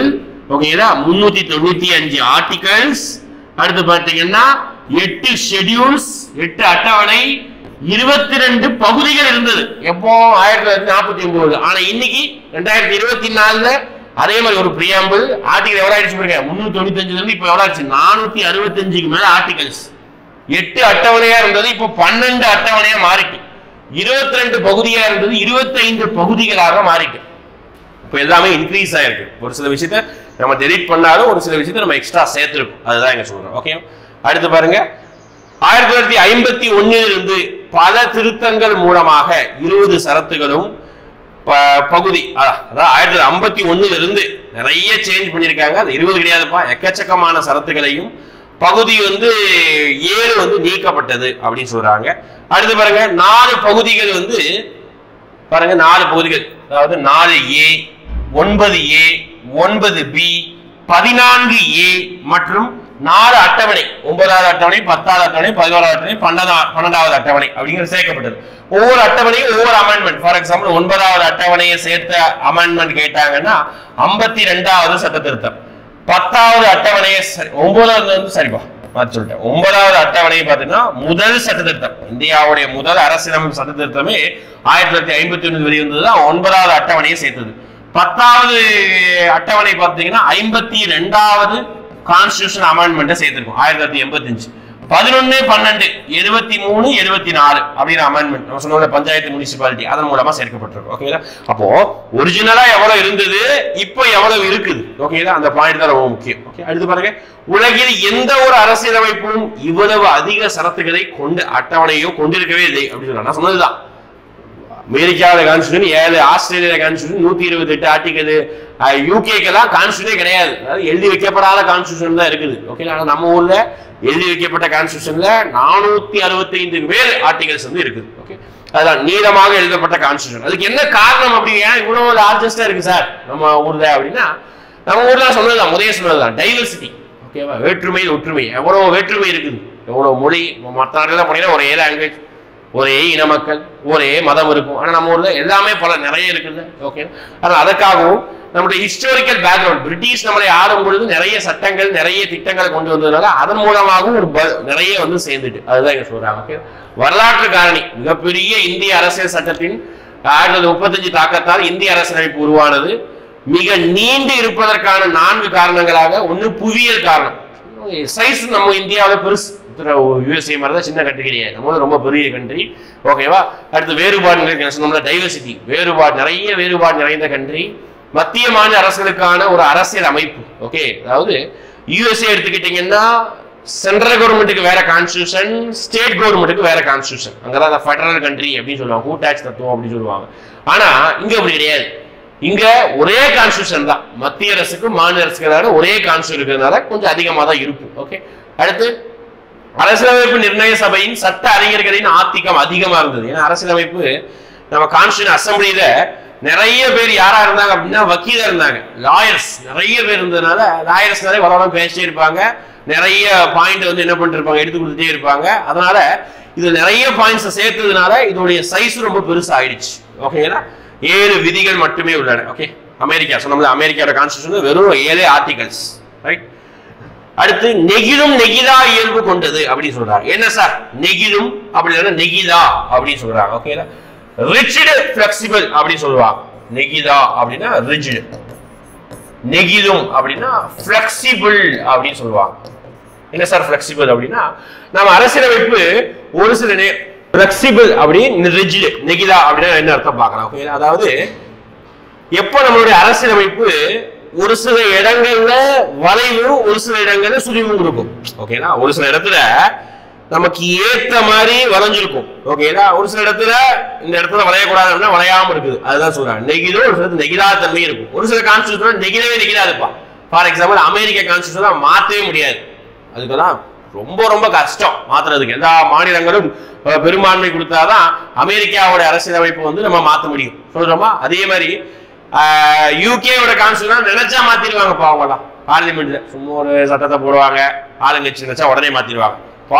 அப்போ இங்கிலாந்துடைய கான்ஸ்டிடியூஷன் ரொம்ப நெகிழக்கூடியது. அமெரிக்காவோட கான்ஸ்டிடியூஷன் நெகிழவே நெகிழாது. அதான் நெகிழா கான்ஸ்டிடியூஷன், ரிஜிட் கான்ஸ்டிடியூஷன். நம்ம ஒரு கான்ஸ்டிடியூஷன் அப்படி கிடையாது. ஃபிளெக்சிபிளாகவும் இருக்கும், ஒரு சில இடத்துல ரிஜிடாகவும் இருக்கும். அதுதான் சொல்றாங்க. ஓகே, சிறப்பேற்பு இது. அதான் பாருங்க, நெகிழா அப்படின்னா சட்டத்தை திருத்துவதற்கு சிறப்பு வழிமுறைகள் தேவை. ஓகேங்களா? நெகிழா அப்படின்னா அதை வந்து மாத்துறது ரொம்ப கஷ்டமான விஷயங்கள் மாத்துறதுக்கு வேணும். அதுதான் அமெரிக்காவோட அரசியலமைப்பு எக்ஸாம்பிள். நெகிழும் அப்படின்னா சாதாரண சட்டங்களை போலவே மாத்திக்கலாம். ஃபார் எக்ஸாம்பிள் புதுசா ஏதாவது சேர்க்கிறதா இருந்தா நம்ம என்ன பண்ணிக்கலாம், நம்ம இங்கிலாந்து சேர்க்கிற மாதிரி நம்மளும் சேர்த்துக்கலாம். அதுதான் சொல்றாங்க. இந்தியா வந்து ரெண்டுமே இருக்குது. அடுத்து ஒற்றையாட்சி தன்மையுடன் கூட்டாட்சி. சரி சார், இந்தியாவை கேட்கறாங்க எல்லாருமே, இந்தியா கான்ஸ்டிடியூஷன் ரெடி பண்றீங்களா, நீங்க யூனிட்டரி ஃபார்ம் ஆஃப் கவர்மெண்ட் வச்சிருக்கீங்களா, ஃபெடரல் ஃபார்ம் ஆஃப் கவர்மெண்ட் வச்சிருக்கீங்களா, ஒற்றையாட்சியை ஃபாலோ பண்றீங்களா, கூட்டாட்சியை பின்பற்றுறீங்களா அப்படின்னு சொல்லிட்டு கேட்கிறாங்க. அப்படி கேட்கும்போது என்ன சொல்றாங்க அப்படின்னு பாத்தீங்கன்னா, நம்ம இந்திய கவர்மெண்ட் சொல்றாங்கன்னா நாங்க ஒற்றையாட்சி தத்துவத்துடன் கூடிய கூட்டாட்சி. என்ன குழப்பறீங்க அப்படின்னு கேட்கக்கூடாது. ஓகேங்களா? என்ன குழப்பறோம்னா, நமக்கு சென்ட்ரல்ல யூனிட்டரி, சென்ட்ரல் கவர்மெண்ட் பொறுத்த வரைக்கும் ஒற்றையாட்சி. ஓகேங்களா? மாநிலங்களை பொறுத்த வரைக்கும் கூட்டாட்சி. இந்த மாதிரி ஒரு அமைப்பை தான் வந்து நம்ம ஏற்படுத்தியிருக்கிறோம். ஓகேங்களா? அத நமது இந்திய அரசியலமைப்புல வந்து பாத்தீங்கன்னா கூட்டாட்சி முறையும் ஒற்றையாட்சி முறையும் ஒன்றாகவே கொண்டுள்ள ஒரு அரசியலமைப்பாக விளங்குகிறது. கூட்டாட்சி இருக்குது, ஒற்றையாட்சி சேர்ந்து இருக்கக்கூடிய ஒரு அரசியலமைப்பாக இது விளங்குகிறது. மத்திய அரசாங்கத்திற்கும் மாநில அரசாங்கத்திற்கும் அதிகாரங்கள் தனித்தனியே வரையறுக்கப்பட்டுள்ளன. பாருங்க, அதுதான் சென்ட்ரல் கவர்மெண்ட் தனியா, ஸ்டேட் கவர்மெண்ட் தனியா. அதுதான் வந்து நம்ம 3 லிஸ்ட் இருக்கும். மத்திய பட்டியல், மாநில பட்டியல், பொது பட்டியல் அப்படிங்கிறது 3 இருக்கும். நெருக்கடி கால சமயங்களில் மாநில அதிகாரங்களை மத்திய அரசை ஏற்றுக்கொள்ளும் வகையில் ஒற்றையாட்சி கூறுகள் உள்ளன. ஓகேங்களா? வலுவான மத்திய அரசு, ஒரே குடியுரிமை, ஒரே அரசியலமைப்பு, அரசியலமைப்பு நெகிழும் தன்மை, இதெல்லாமே இருக்குது. ஓகேங்களா? மேலும் கூட்டாட்சி வார்த்தை அரசியலமைப்புல எந்த இடத்துலையும் மென்ஷன் பண்ணுது, அது ஞாபகம் வச்சுக்கணும். ஓகேங்களா? என்னதான் நம்ம கூட்டாட்சின்னு சொன்னாலும் எந்த இடத்துலையும் நம்ம கான்ஸ்டிடியூஷன் மென்ஷன் பண்ணல. ஓகேங்களா? ஆர்டிகல் 1 இந்திய மாநிலங்களின் ஒன்றியம் என்ற வார்த்தை தான் கொடுத்திருக்காங்க. ஆர்டிகல் 1 ஓகே, இந்திய மாநிலங்களின் ஒன்றியம் அப்படிங்கிற வார்த்தை தான் கொடுத்திருக்காங்க. சரிங்களா? ரைட்டா? ரைட். அடுத்து இந்தியா ஒரு மதச்சார்பற்ற நாடு. ஆமா, பாகிஸ்தான் தனியா பிரிந்து கொள்ளும் போது அவர்கள் வந்து பியூர்லி ஒரு முஸ்லீம் நாடாக இருந்தாங்க. ஆனா இந்தியா வந்து என்னது, ஒரு எந்த மதத்தையும் நாங்க சார்ந்தது கிடையாது. இந்தியா செக்யூலரைஸ்ட் ஸ்டேட் அப்படின்னு சொல்லுவாங்க. ஓகேங்களா? எந்த ஒரு மதத்தையும் பின்பற்றாம நாங்க இருக்க போறோம், அதுதான் சொல்றாங்க. நம்ம இந்திய அரசு வந்து மதச்சார்பற்ற அரசு நிறுவியுள்ளது. நமது அரசு மத தலையீட்டில் இருந்து விடுபட்டு எந்த ஒரு குறிப்பிட்ட மதத்தையும் சாராத அமைப்பாக இன்றும் இருக்கிறது. ஓகேங்களா? இதுக்கு அப்புறமா இருக்கணும். அதை தாண்டி ஒரு மதம் வந்து கான்ஸ்டிடியூஷன்லயோ நம்ம பாலிட்டியில இன்ஃப்ளூயன்ஸ் பண்ணா அது ஒரு செக்குலரைஸ் கண்ட்ரிக்கு அர்த்தம் கிடையாது. ஓகேங்களா? அடுத்து 1976 42வது அரசியலமைப்பு சட்டத்தின்படி இந்திய அரசியலமைப்பு முகவுரையில் மதச்சார்பற்ற என்ற வார்த்தை சேர்க்கப்பட்டது. ஓகே, 42 சொன்னோம்ல, மினி கான்ஸ்டிடியூஷன் சொல்றோம்ல, சிறு அரசியலமைப்பு அப்படின்னா இந்த வார்த்தையை தான் நம்ம அப்பதான் சேர்க்கிறோம். செக்யூலரைஸ்ட் அப்படிங்கிற வார்த்தையை தான் அப்பதான் நம்ம சேர்க்க ஆரம்பிக்கிறோம். ஓகே, அடுத்த 15 அடிப்படையில் மதத்தின் பெயரால் மாநிலம் எந்த குடிமகனையும் பாகுபாடு காட்டக்கூடாது. ஓகேங்களா? மாநிலம்னா அரசாங்கம். அடுத்த மாதிரி ஒவ்வொரு ஆர்டிகல்ஸும் நம்மளுடைய நாடு மதச்சார்பற்ற நாடுங்கிறத வந்து வெளிப்படுத்துது.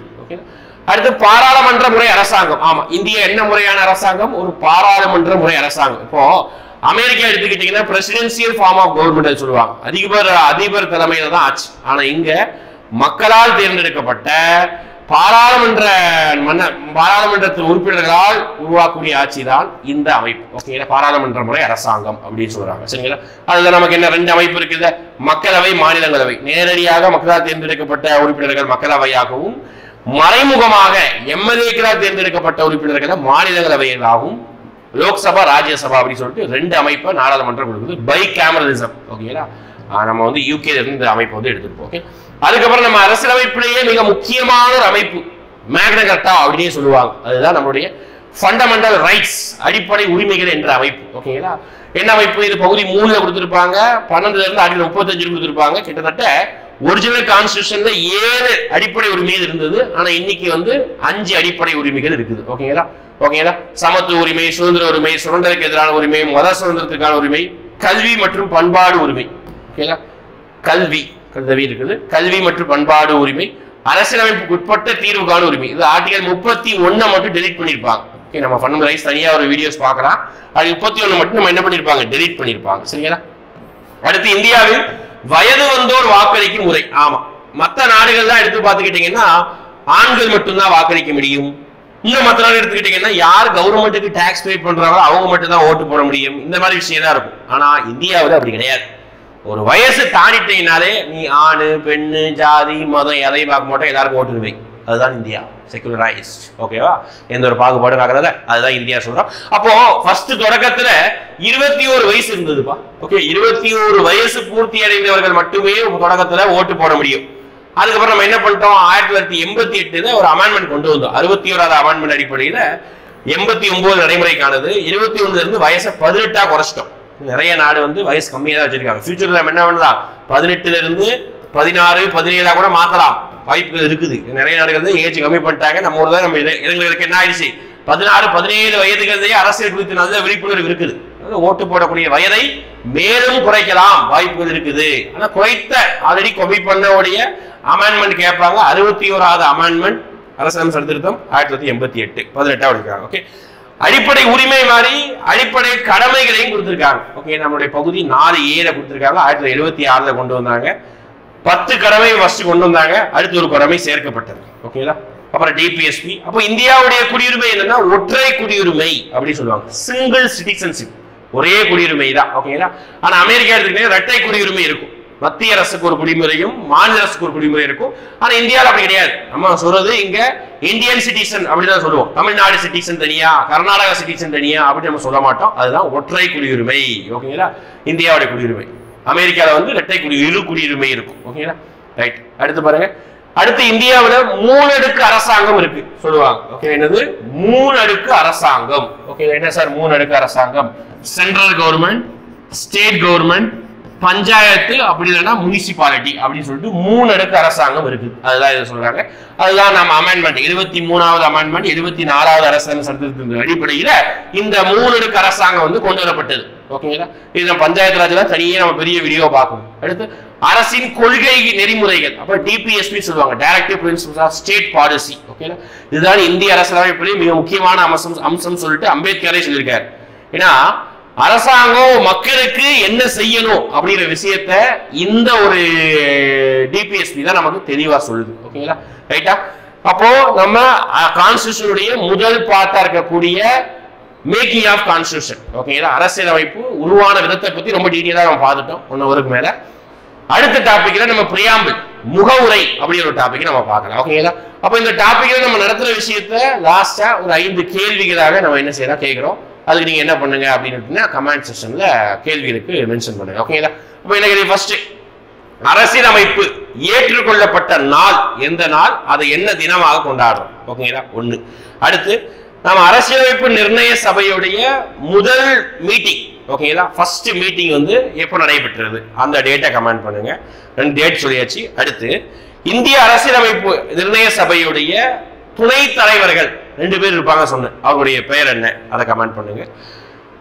வரைவு குழுவுடைய உறுப்பினர்கள் மொத்தம் எத்தனை பேர், அதோடைய தலைவர் யாரு? ஓகே, வரைவு குழுவுடைய தலைவர் யாரு, அதுல எத்தனை பேர்? டிராஃப்டிங் கமிட்டியில மொத்தம் எத்தனை பேர், அதோடைய சேர்மன் யார்? 4 கொஸ்டின்ஸ். லாஸ்ட் கொஸ்டின் பார்த்துக்கிட்டீங்கன்னா இந்தியாவில் நான் நடத்தும் போது எந்த அமெண்ட்மெண்ட், எந்த அரசியலமைப்பு சட்டத்திருத்தத்தை நான் மினி கான்ஸ்டிடியூஷன், மிகச்சிறிய அரசியலமைப்பு அப்படின்னு சொல்லிட்டு நான் சொன்னேன். எத்தனாவது அமெண்ட்மெண்ட் அதை கமெண்ட் பண்ணுங்க. ஓகேங்களா? இது மாதிரி அடுத்த வீடியோவில் சந்திக்கலாம். தேங்க்யூ.